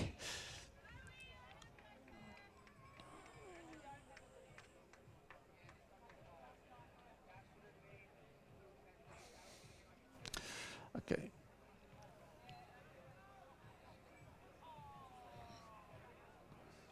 And we also, while that went through, we had, so Tasmania just edged out Victoria in that race. We missed Cullen White's finish.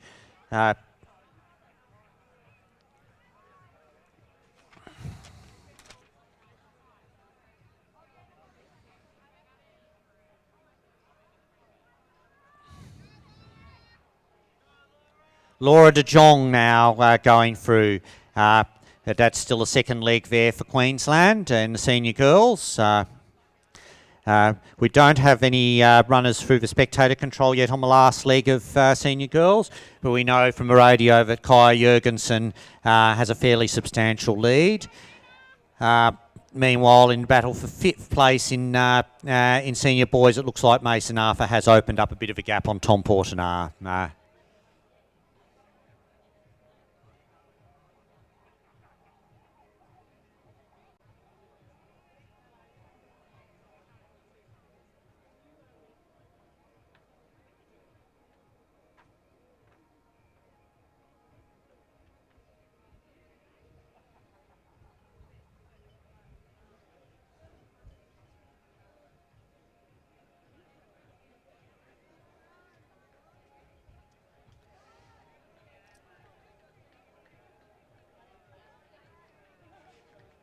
Change over here by Isaac Madden, handing over to Mitchell Stevens in a composite team, but also a finishing team here. And this is the WA junior boys, Aldo Bosman with Eckhart Bosman and Riley McFarlane. So Western Australia coming in sixth place here and fifth state, but a pretty competitive team. I haven't seen what time Aldo has done on the last leg, but I suspect it's a pretty good one.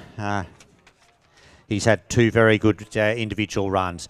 Okay, so where are we at with the senior girls on the tracking? So still that gap is holding at about 3 minutes between New Zealand, Karahiwi and ACT. But you can see that Michaela Cooper has gone through Lucy Burley. And the New South Wales, Neve Cassar is another one we want to watch here. So these are positions 2, 3, 4 of the states.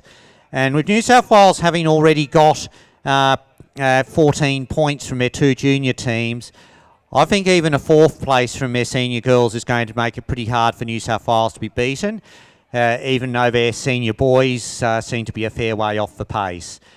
Western Australia, of course, do not have a senior girls team, and Victoria and Queensland are still to complete the second leg, although I think both of them have been through the spectator, so they're probably not too far away. And Caitlin Steer is running last leg for Victoria, and Nina Gannon for Queensland.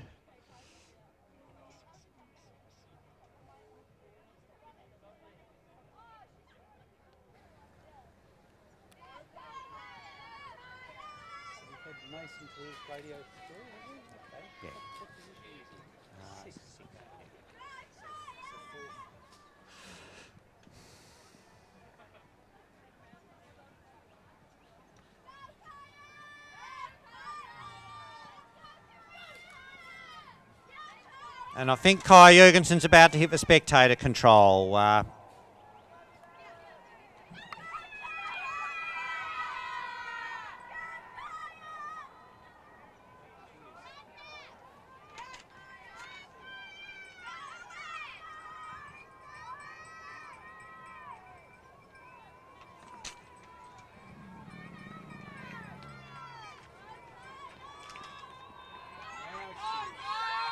Kai Jurgensen going through, but there's an ACT runner just behind her. That's not Ella Cuthbert, surely, is it? No, it's not. Kai Jurgensen punches the radio. as does Natalie Miller in the junior girls. Yeah. And also Ryan, I think that's Ryan Gray, I think, through the spectator control. And that will be fifth place for Queensland at that point.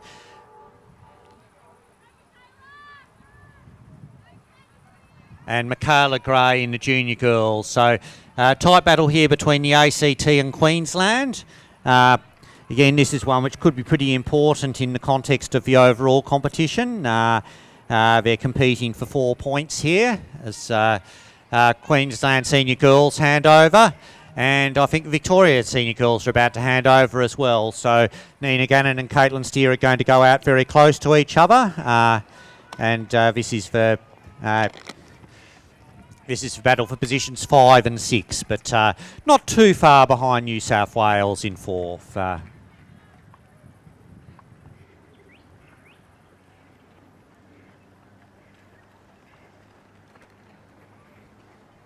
So I'm starting to look at some point scenarios now, and South Australia have 17 points with 1 team to come. New South Wales have 14 with 2 to come. Victoria 10 with 2 to come. ACT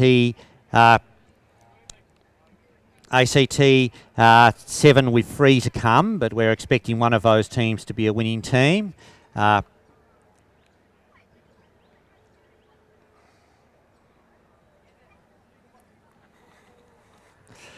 So New South, just looking at the points here, I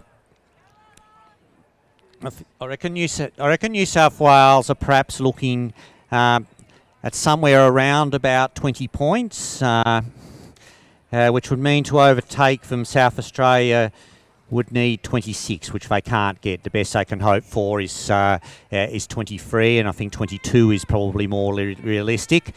So that would mean that that would mean even if whatever happens to their senior boys, even a 4th place would be enough to hold off the South Australians.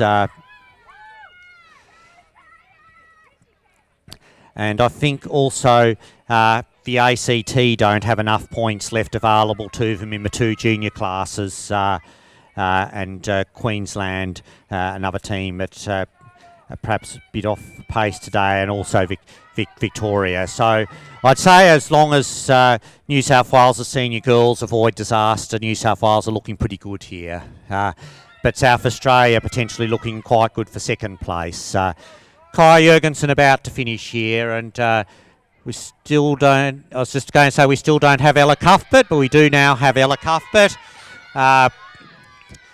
Ella Cuthbert going through the spectator control, but in 2nd place, but the gap is 3:18. That's not going to be caught, and unfortunately the Victorian senior girls look like they've been disqualified, so that probably kills off any remaining chance Victoria had of getting a result. The Queensland senior boys have finished, and Kai Jurgensen takes home. The senior girls race. And New South Wales have just changed over on 2nd leg for the senior boys. A long way off the pace, but if they finish, the couple of points they'll get for finishing could well be pretty critical. So that still could matter. Queensland junior girls finishing here. Michaela Gray has managed to run down Natalie Miller on the last part of the course. Also finishing are the ACT junior boys through Adam Radujewski.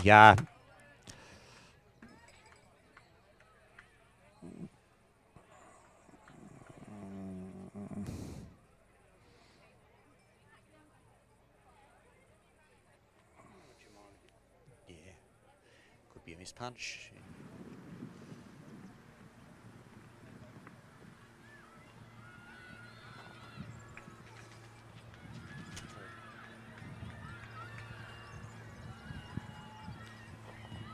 It looks like Natalie Miller finishing for ACT Junior Girls. That will be getting 3 points fair, I think.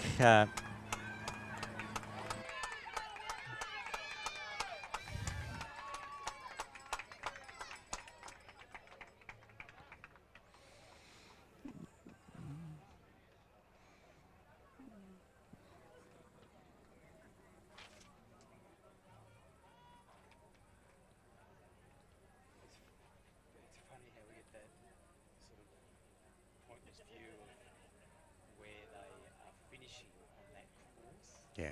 That's what comes up. Yeah. Yeah.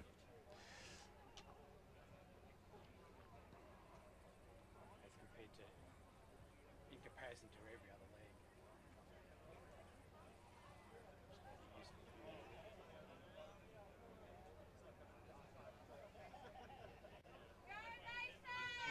Mason Arthur coming through, and he's gone through in 6th place in the senior boys, and 4th state. So Victoria on track probably for 4 points here. Ella Cuthbert is at the pre-warning control, so she'll be finishing pretty soon, and will be 2nd place and 1st state here for. And we can see him on camera now. So see her on camera now. Brendan Wilson also coming in for a composite team. I think that is.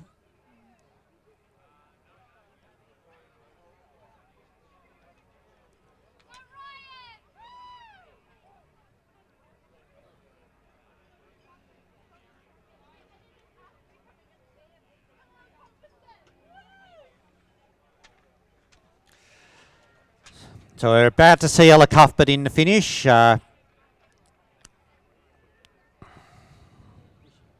here she is now. So the team of Zoe Melhuish, Caitlin Young and Ella Cuthbert swept the board into 2 individual races. Weren't able to beat New Zealand Karahui today, but they're the lead state.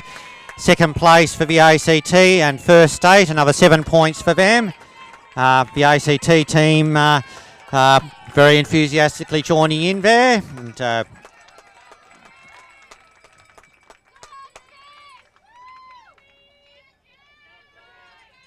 couple more through the spectator control. Jamie Wolford in a junior boys composite team.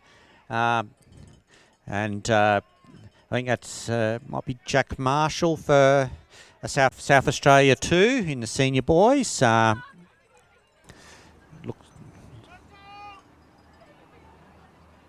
Tom Portanar also through in the senior boys.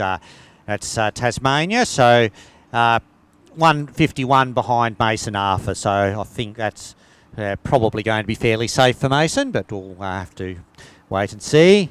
Ella Cuthbert's placing confirmed there.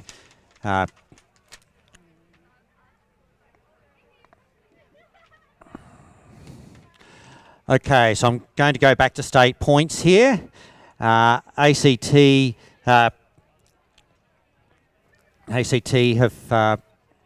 I think had all their teams finish. Although I thought I saw Owen Radujewski finish, but he's not coming up on the board on my screen here.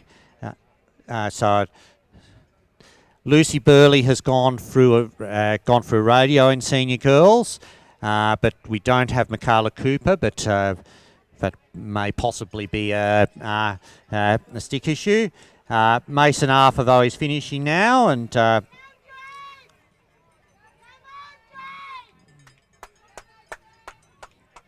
Mason Arthur finishing here in 6th place for the Victorians.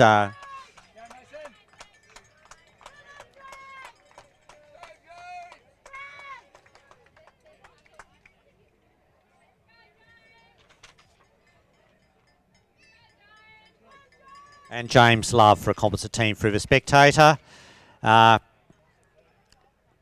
Okay, so coming back to the points. New South Wales are on 14 points with 2 still out there today, so that would put them at 55 at the moment. ACT are also sitting on 55 points, but with all teams in. Victoria looking at 50. Queensland are at 44 with 2 teams to come, but looking at the available points to those teams, probably the best they can hope for is about 7 more points. South Australia are on 52 with 1 team to come. So I think the way it's looking at the moment, the best South Australia can possibly get to is 58. So a 4th place for the New South Wales senior girls will secure the win, regardless of what happens to South Australia. South Australia, though, looking quite good for 2nd place. If, by my reckoning, a fourth place for their senior girls will probably make sure of 2nd place there. Marley Brennan and Amber Lowe finishing as junior girls, both for composite teams, and Mitchell Cooper for New Zealand too in the senior boys. And this looks like Jack Marshall for South Australia too in the senior boys as well. So quite a few senior boys teams coming through now.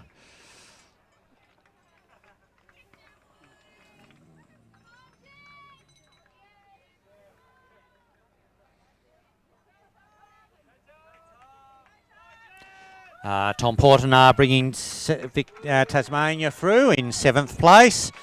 And just behind that in the senior girls, New Zealand Tarua with Jessica Sewell. Now, if my readout is correct, I think that team is a missed punch from an earlier leg, but it looks like a good run there for New Zealand Tarua.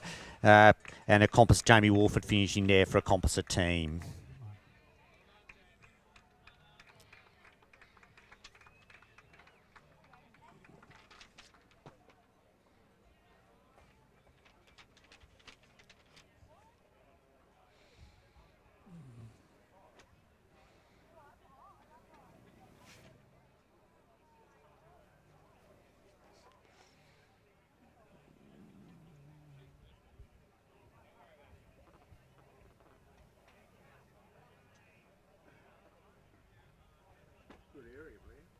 Yeah.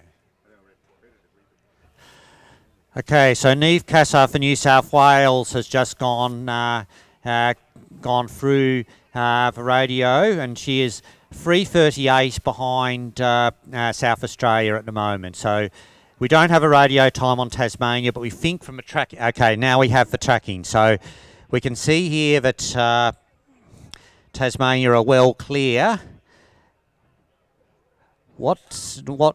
Okay, so what's South Australia doing here? I reckon that they might be going to take the track route along the ridge, which is perhaps not such a bad option if you've got split C. And you can see that South Australia have a lead of about 3.5 minutes on New South Wales at this stage. And this is the battle for 3rd and 4th state, assuming Tasmania are fairly comfortable in 2nd.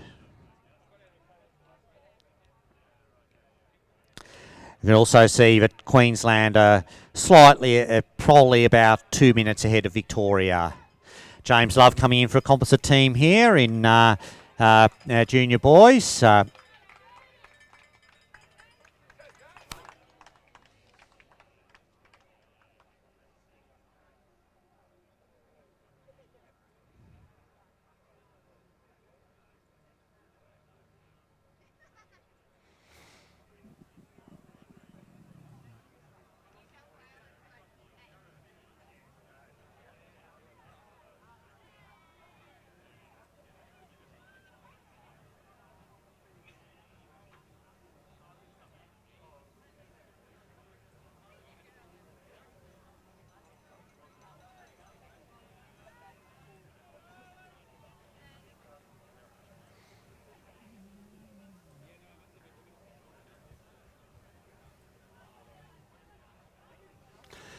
Just confirming the ACT junior boys are a miss punch, so that obviously kills off any points from that class for them, which means that their 17 from the relay is final and they end up with 53.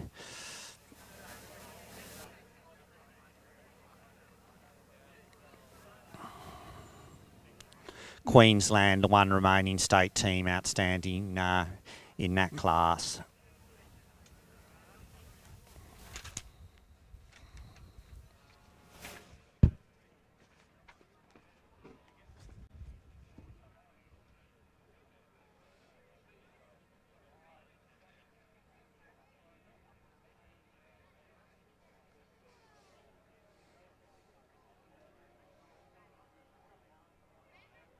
So it looks like Queensland are taking, Lucy Burley is taking the route choice along the ridge line in the senior girls.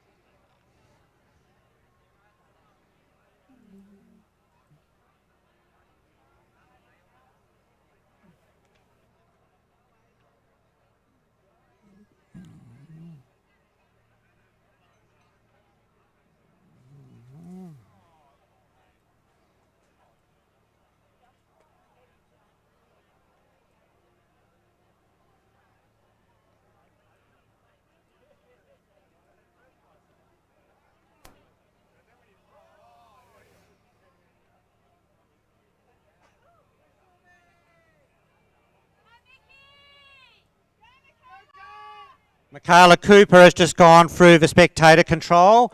This is second state there. She's gone through South Australia and also with her is Sylvie Frater for New Zealand, a New Zealand composite team. So those two are together at the moment.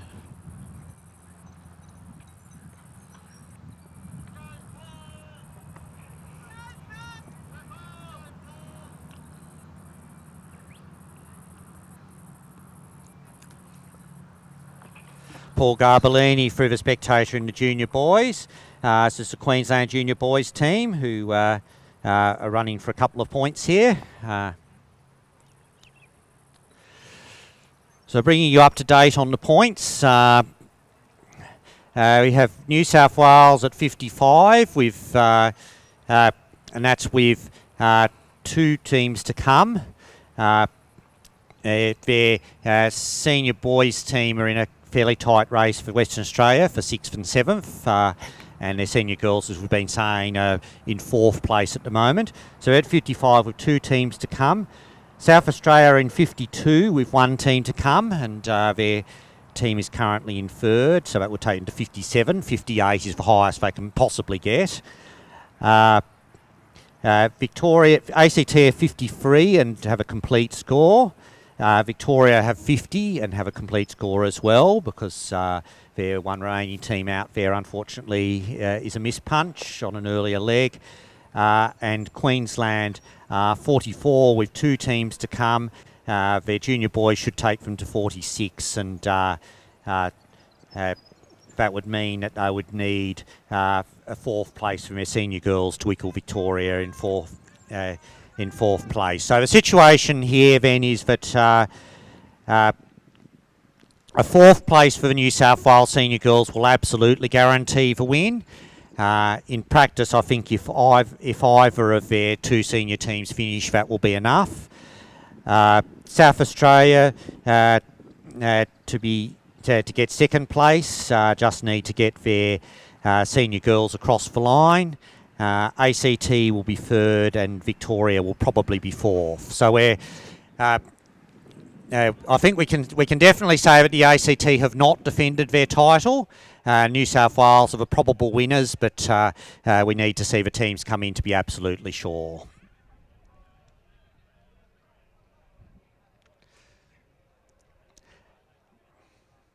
And critical to that is going to be the obviously the race that's currently underway between Lucy Burley for South Australia and Niamh Cusser for New South Wales. But just winning that race isn't going to be enough for South Australia. They would need to put some places in between themselves and New South Wales.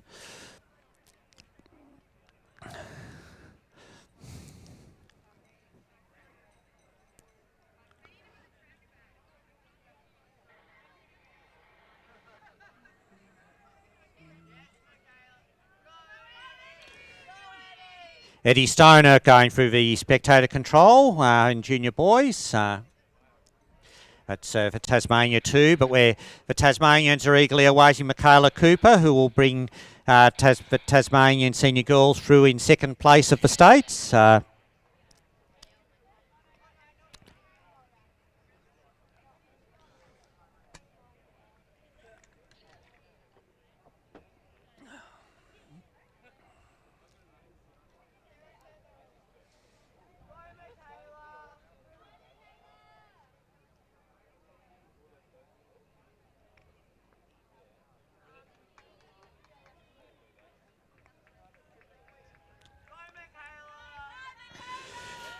Michaela Cooper finishing now for Tasmania, second state behind the ACT.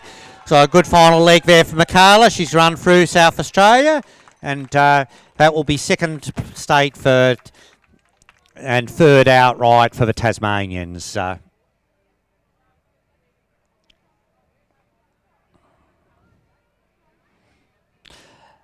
Okay, so we're now looking at a replay of the first leg. I think this is in senior girls. I'd be interesting to see where the third leg runners are at. Ivy Prosser coming through for a composite team. That'll be second leg. But Paul Garbellini for Western Australian, Queensland junior boys, and the Western Australian junior girls coming through, and very enthusiastic finish. Ferrazoli Dale comes in there, and that will be, I think, sixth state there for Western Australia.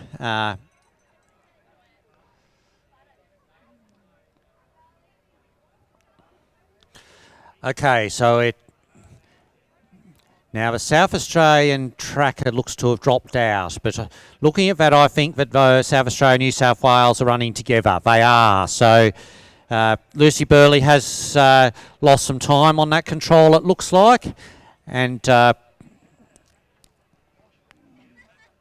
looks like they are now running together.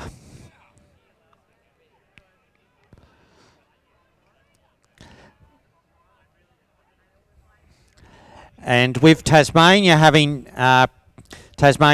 finished and been confirmed as second, which means then the best South Australia can get to is 57. New South Wales now need only a fifth place to win the title, and which means they only need to finish, because there are only 5 state teams in this race, with Western Australia not having a team and Victoria a miss punch.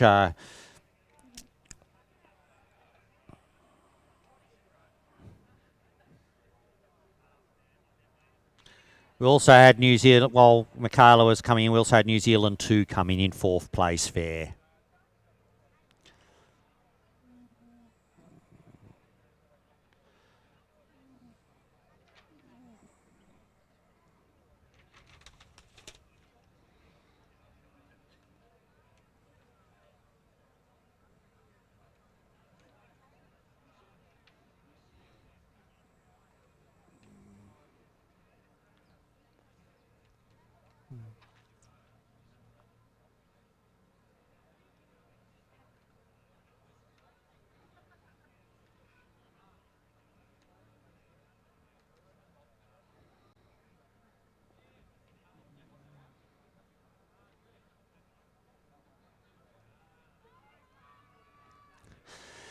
It's like Tasmanian junior girls coming in. It'll be Tara Powell.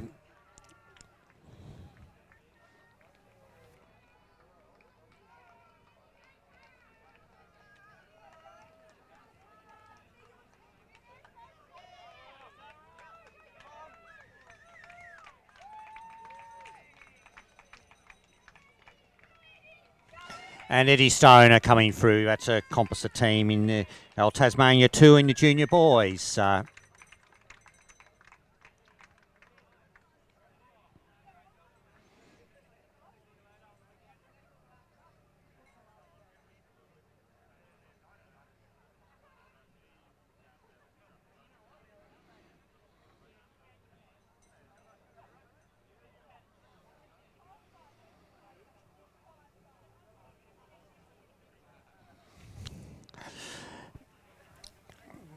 New South Wales have gone through radio in the senior boys, and we haven't seen Western Australia through yet. That's for battle for 6th and 7th position among the states there. We also have a radio time for Queensland in the senior girls, but we have been seeing quite a bit of that on tracking. Okay, so we're now seeing a replay of the senior girls, so they'll bring us up to date with where things are at between New South Wales and South Australia.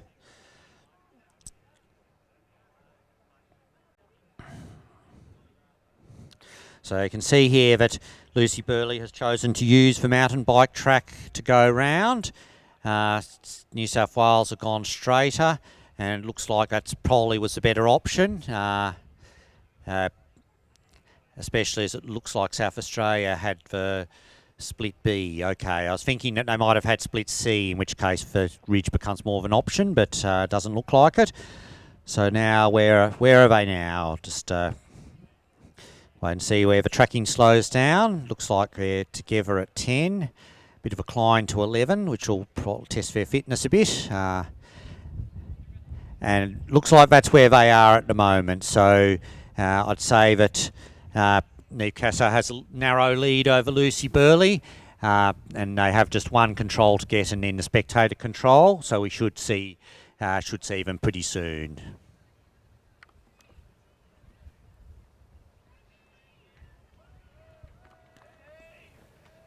And Neve has been picked up by the cameras here.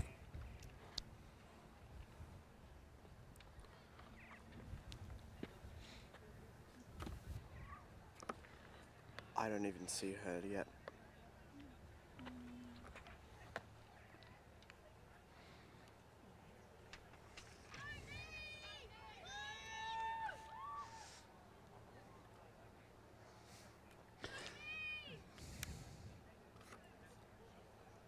Yeah, I still don't see South Australia.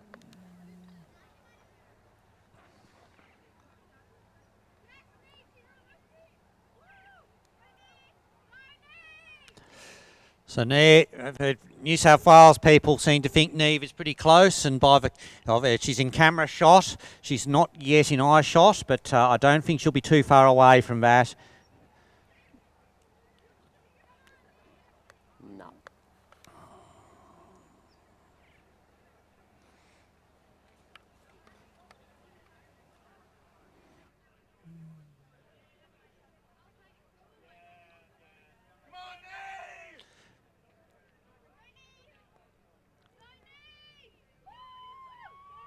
And there she is, Neve Casso for New South Wales, in third place of the states in the senior girls. And New South Wales have one hand on the shield, because if she stays where she is, this will give New South Wales the points to make sure that they're the winners. Someone else I can see coming down, that is not Lucy Burley. It is a New Zealander doing a reasonably creative route choice to the spectator control.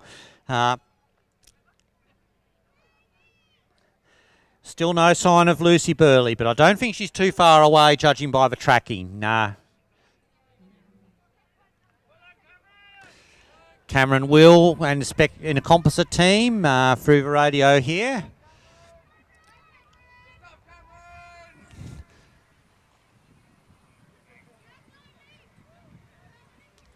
Still no Lucy Burley. Yep.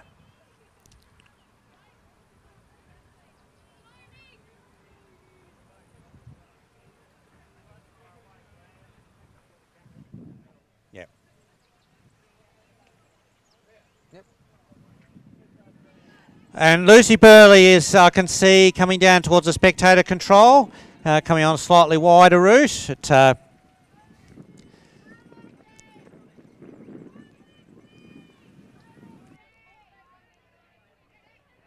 And so now she's spotted the spectator control, and she's in 4th place. And she's probably going to run South Australia into 2nd place overall here. Just looking at the points, South Australia need only 2 points to get ahead of the ACT, and with her currently running in 4th place, that should get them across the line with a bit to spare.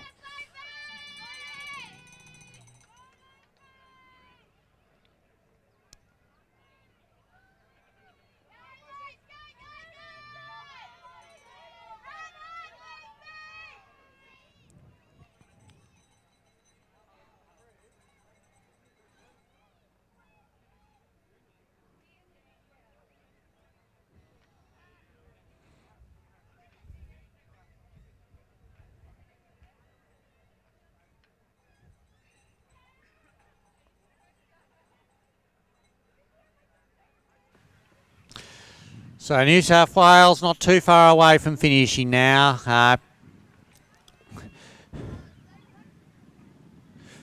Should remember here that Lucy Burley is a junior who's been put up into the senior relay team for South Australia, so she's certainly done well to hang in there for so long, but in the end New South Wales have been able to overtake her. Yep.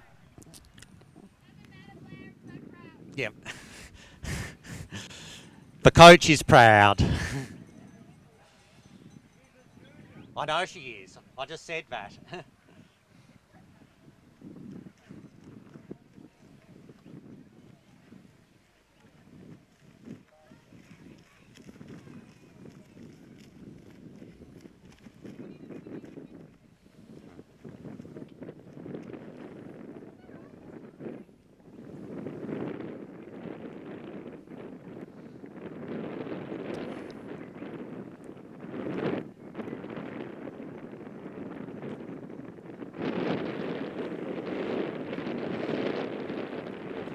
So still waiting for Neve Casa to punch for pre-warning. I don't think that's going to be too far away.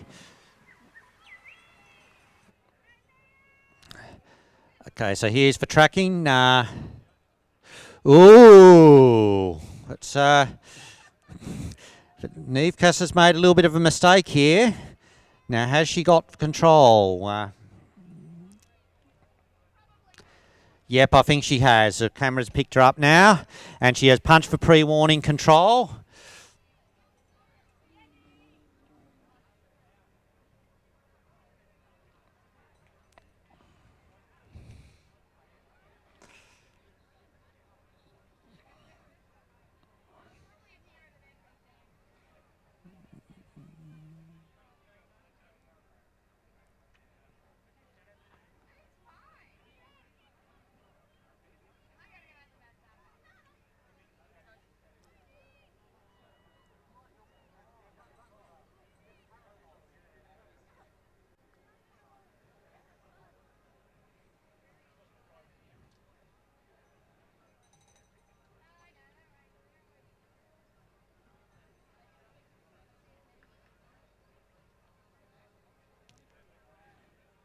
And here she is, Neve Casa, finishing here in the senior girls, third state.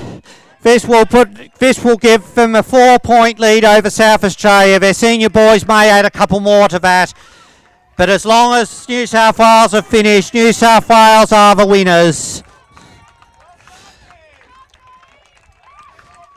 So New South Wales, it's the first time they've won for quite a number of years. In fact, it's the first time they've won since 2002. So it's been a long break for New South Wales. They won 6 years in a row in the 1990s, but haven't done so since, apart from 7 years in a row, in fact. And then an 8th title in 2002, but none since. So I'm just waiting for confirmation of the result here as Lucy Burley comes into the finish.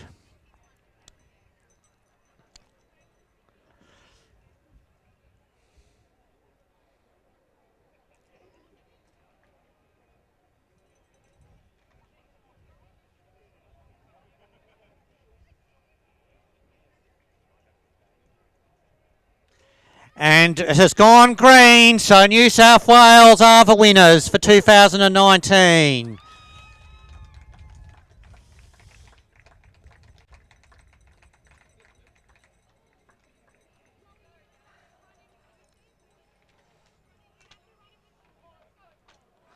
So we're now waiting on Lucy Burley. And here she is in the finish now. So fourth state for South Australia, and providing she has finished, this will give South Australia second place in the Shield. South Australia, of course, you have to go back to 1990 for the last time that they won it. They were second last year, and they'll be second again this year, it looks like, as Lucy Burley comes into the finish in the senior girls.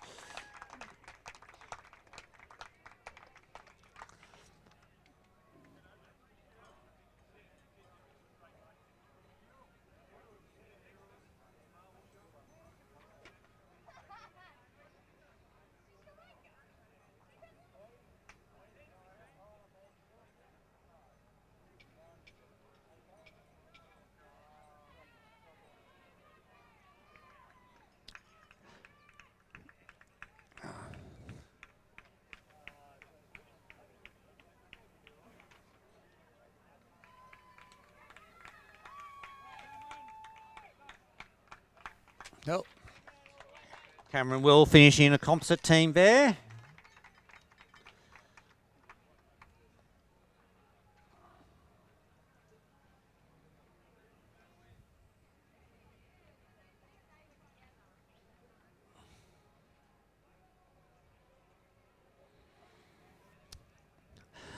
Okay, so the last remaining issue is that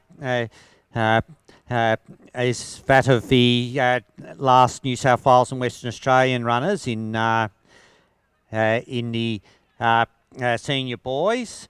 We also have Queensland still to come in the senior girls, but that is not going to affect any placings, overall placings, I don't think.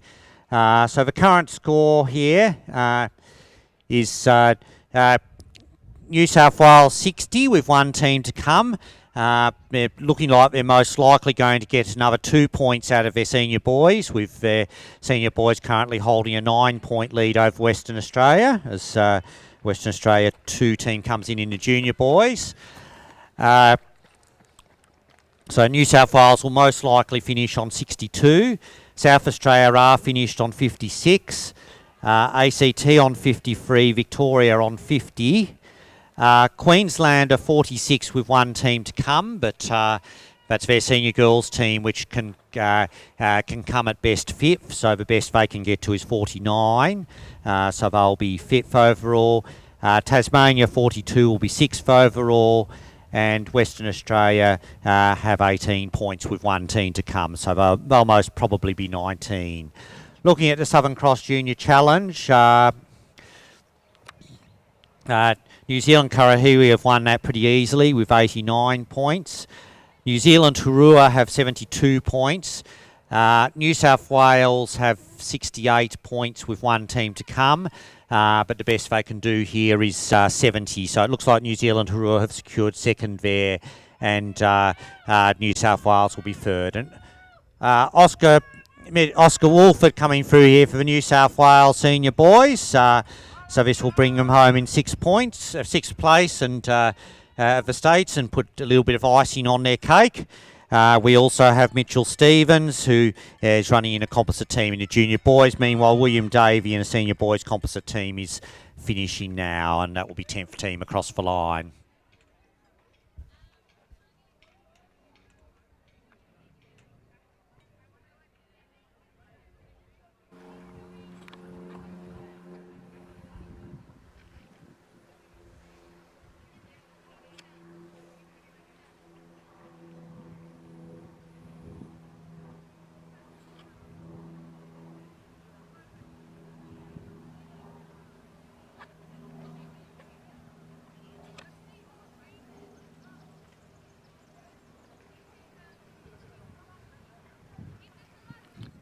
Sounds great.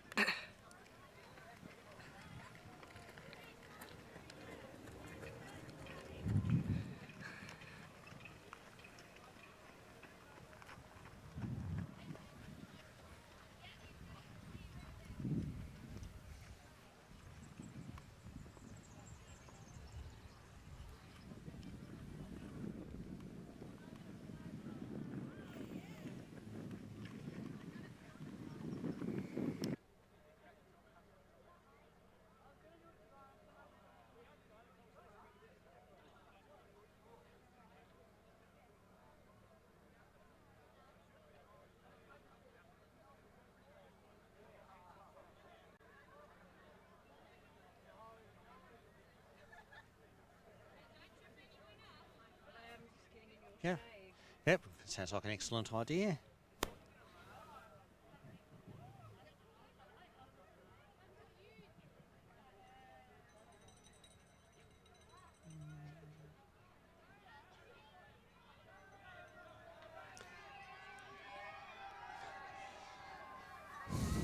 Okay, New Zealand runner coming in here. This is Ryan Moore for the composite team, I think. Or is it Cameron Will? I'm not quite sure. I think my computer and my paper is telling me different things. Yeah, it's composite New Zealand team, and Lots of enthusiastic support there. So the last major issue we're waiting for here as Nina Gannon comes to the spectator control. So that will finalise Queensland's score. And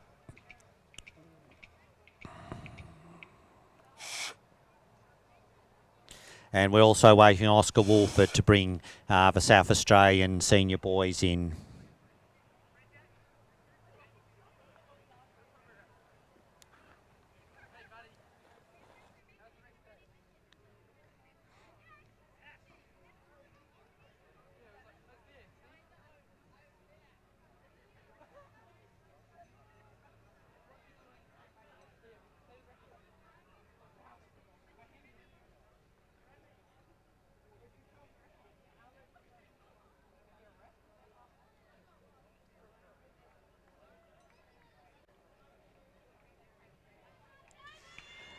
And here's Oscar Wolford in the finish, I think. No, it's not, because Oscar's in camera shot somewhat further back. Nina Gannon going through the spectator control now. This is a New South Wales 2 in the junior girls. Martine Valet, but just behind that will be Oscar Wolford.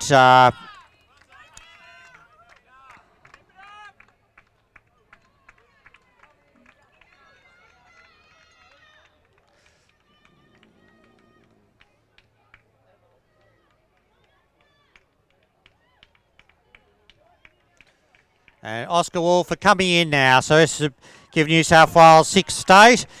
New South Wales have already won the Shield, but this puts another couple of points on their margin as Oscar Wolford comes into the finish.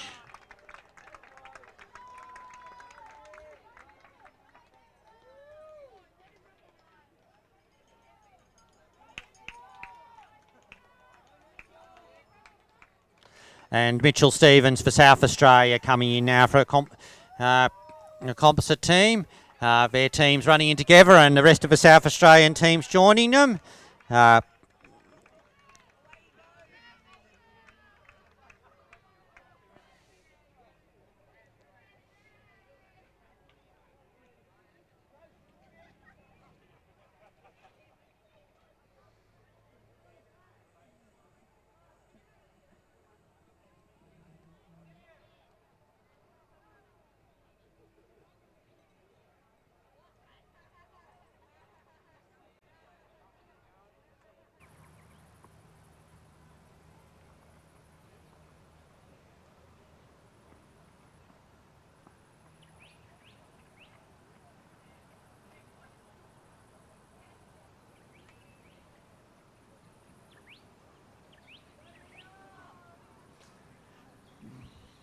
Nina Gannon on camera now. And,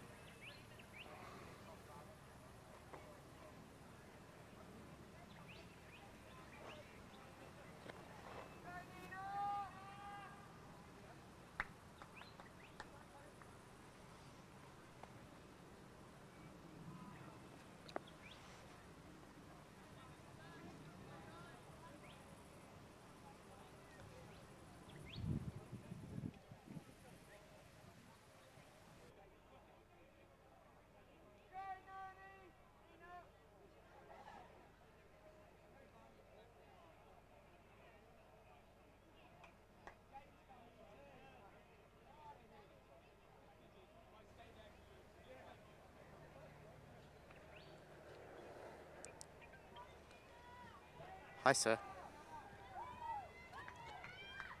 Yeah, all good. and Nah, all good. Unless you can get rid of flies, but... Unless you can get rid of flies, I'm all good.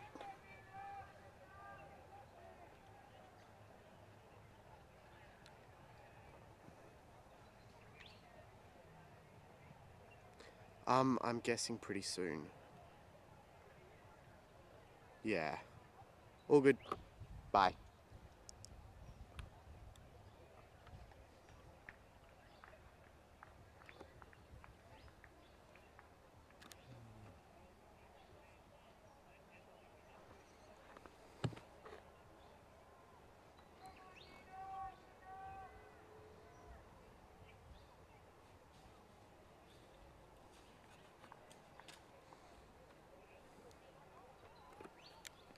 I have a second Vic girl up here.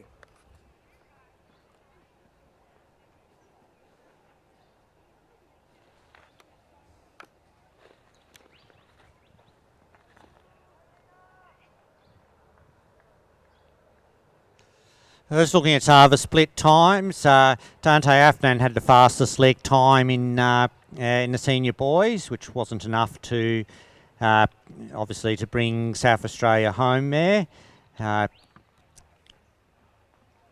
Fastest times in the senior girls were done on the first leg. With Zoe Melhuish at 29.59 and Penelope Salmon and Tessa Burns both in the 31s. There was also a 31 for Kaya Jurgensen.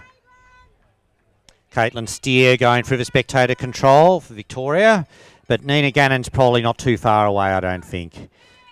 In the junior boys, Alvin Craig once again is the standout with a time of 21 minutes.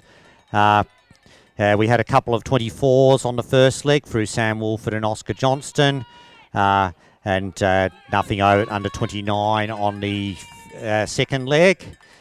In the junior girls, we had Eda Leighton at 24.56 on leg 1, and then some in the 26s and 27s.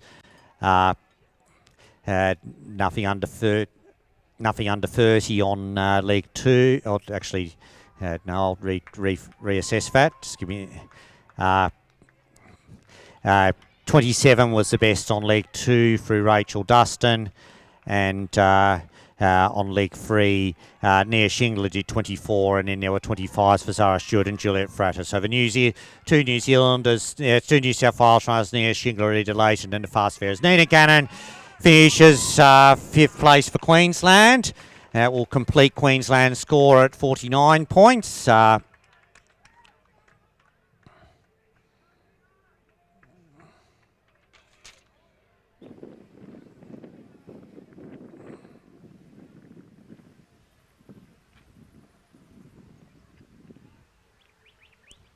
it also edges them ahead of Victoria in the Southern Cross Junior Challenge, although Victoria did finish ahead of them in the schools, assuming, of course, that all is okay with punching. So the only remaining state team we now have out there are the Western Australian senior boys who were so that is still in the race. Victoria, of course, still out there, but we've a team that's mispunched earlier, so we've got the tracking up now, so we can see that Mason Eves is not too far away from the spectator control. We'll probably see him there in the next 5 minutes or so.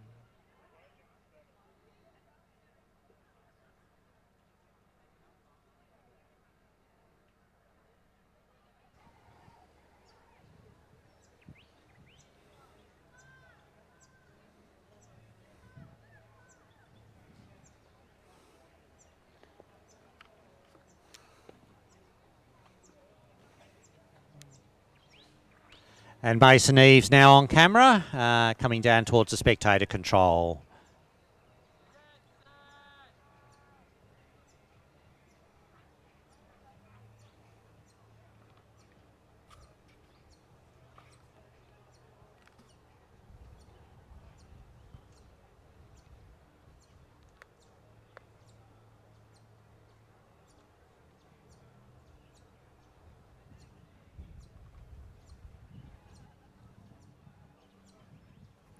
Cool, thank you.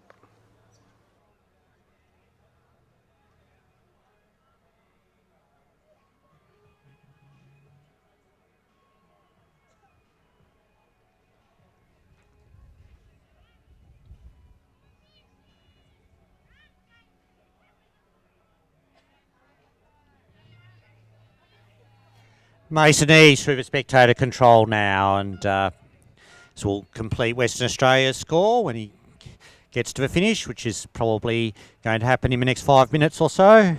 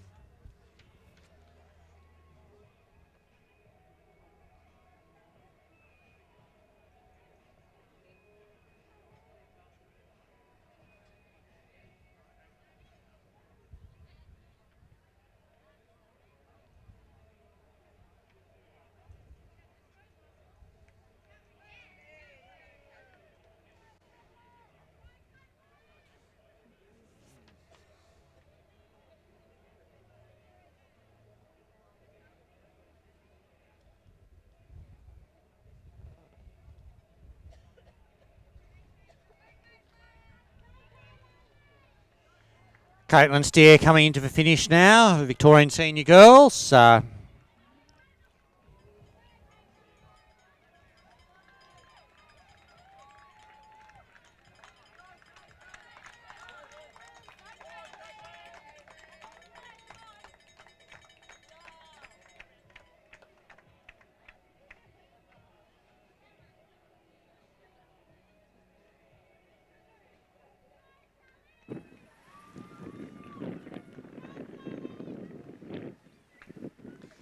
And Sally Barlow also coming in for a composite team here.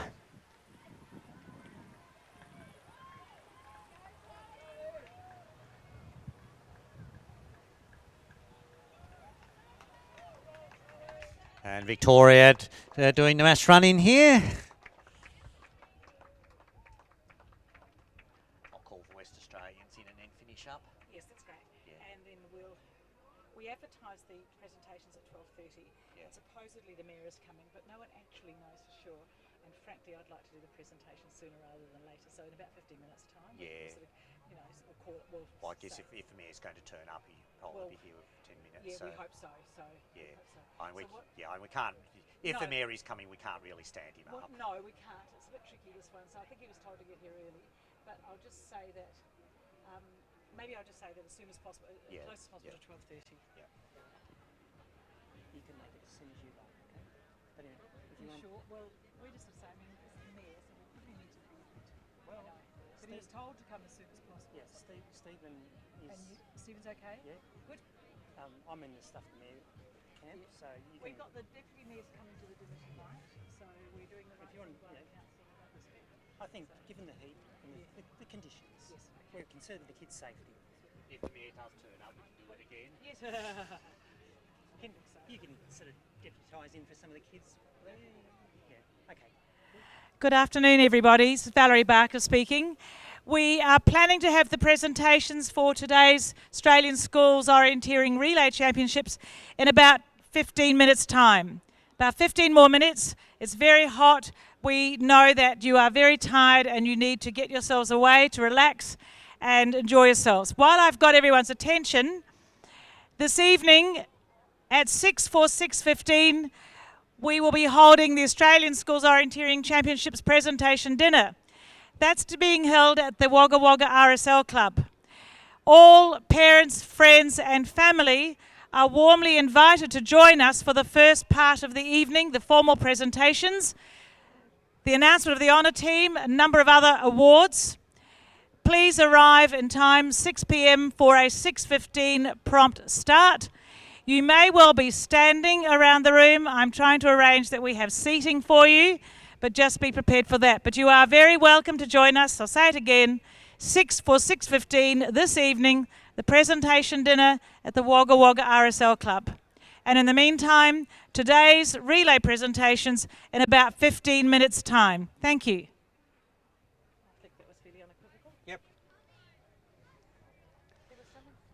And it looks like we have our Western Australian runner here, Mason Eves, coming in. And this is will complete Western Australia's score. And good to see Western Australia have a substantial team here. We've got full teams in every class except for senior girls, and hopefully that will change as the junior girls move up to senior girls, as Mason Eves comes across the line, and that will give WA a 7th point for the day and takes them to 21.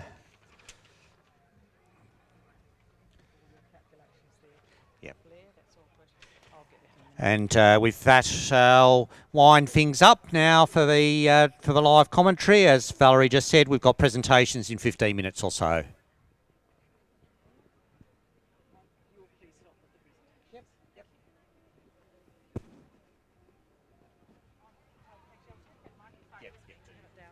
Thank you.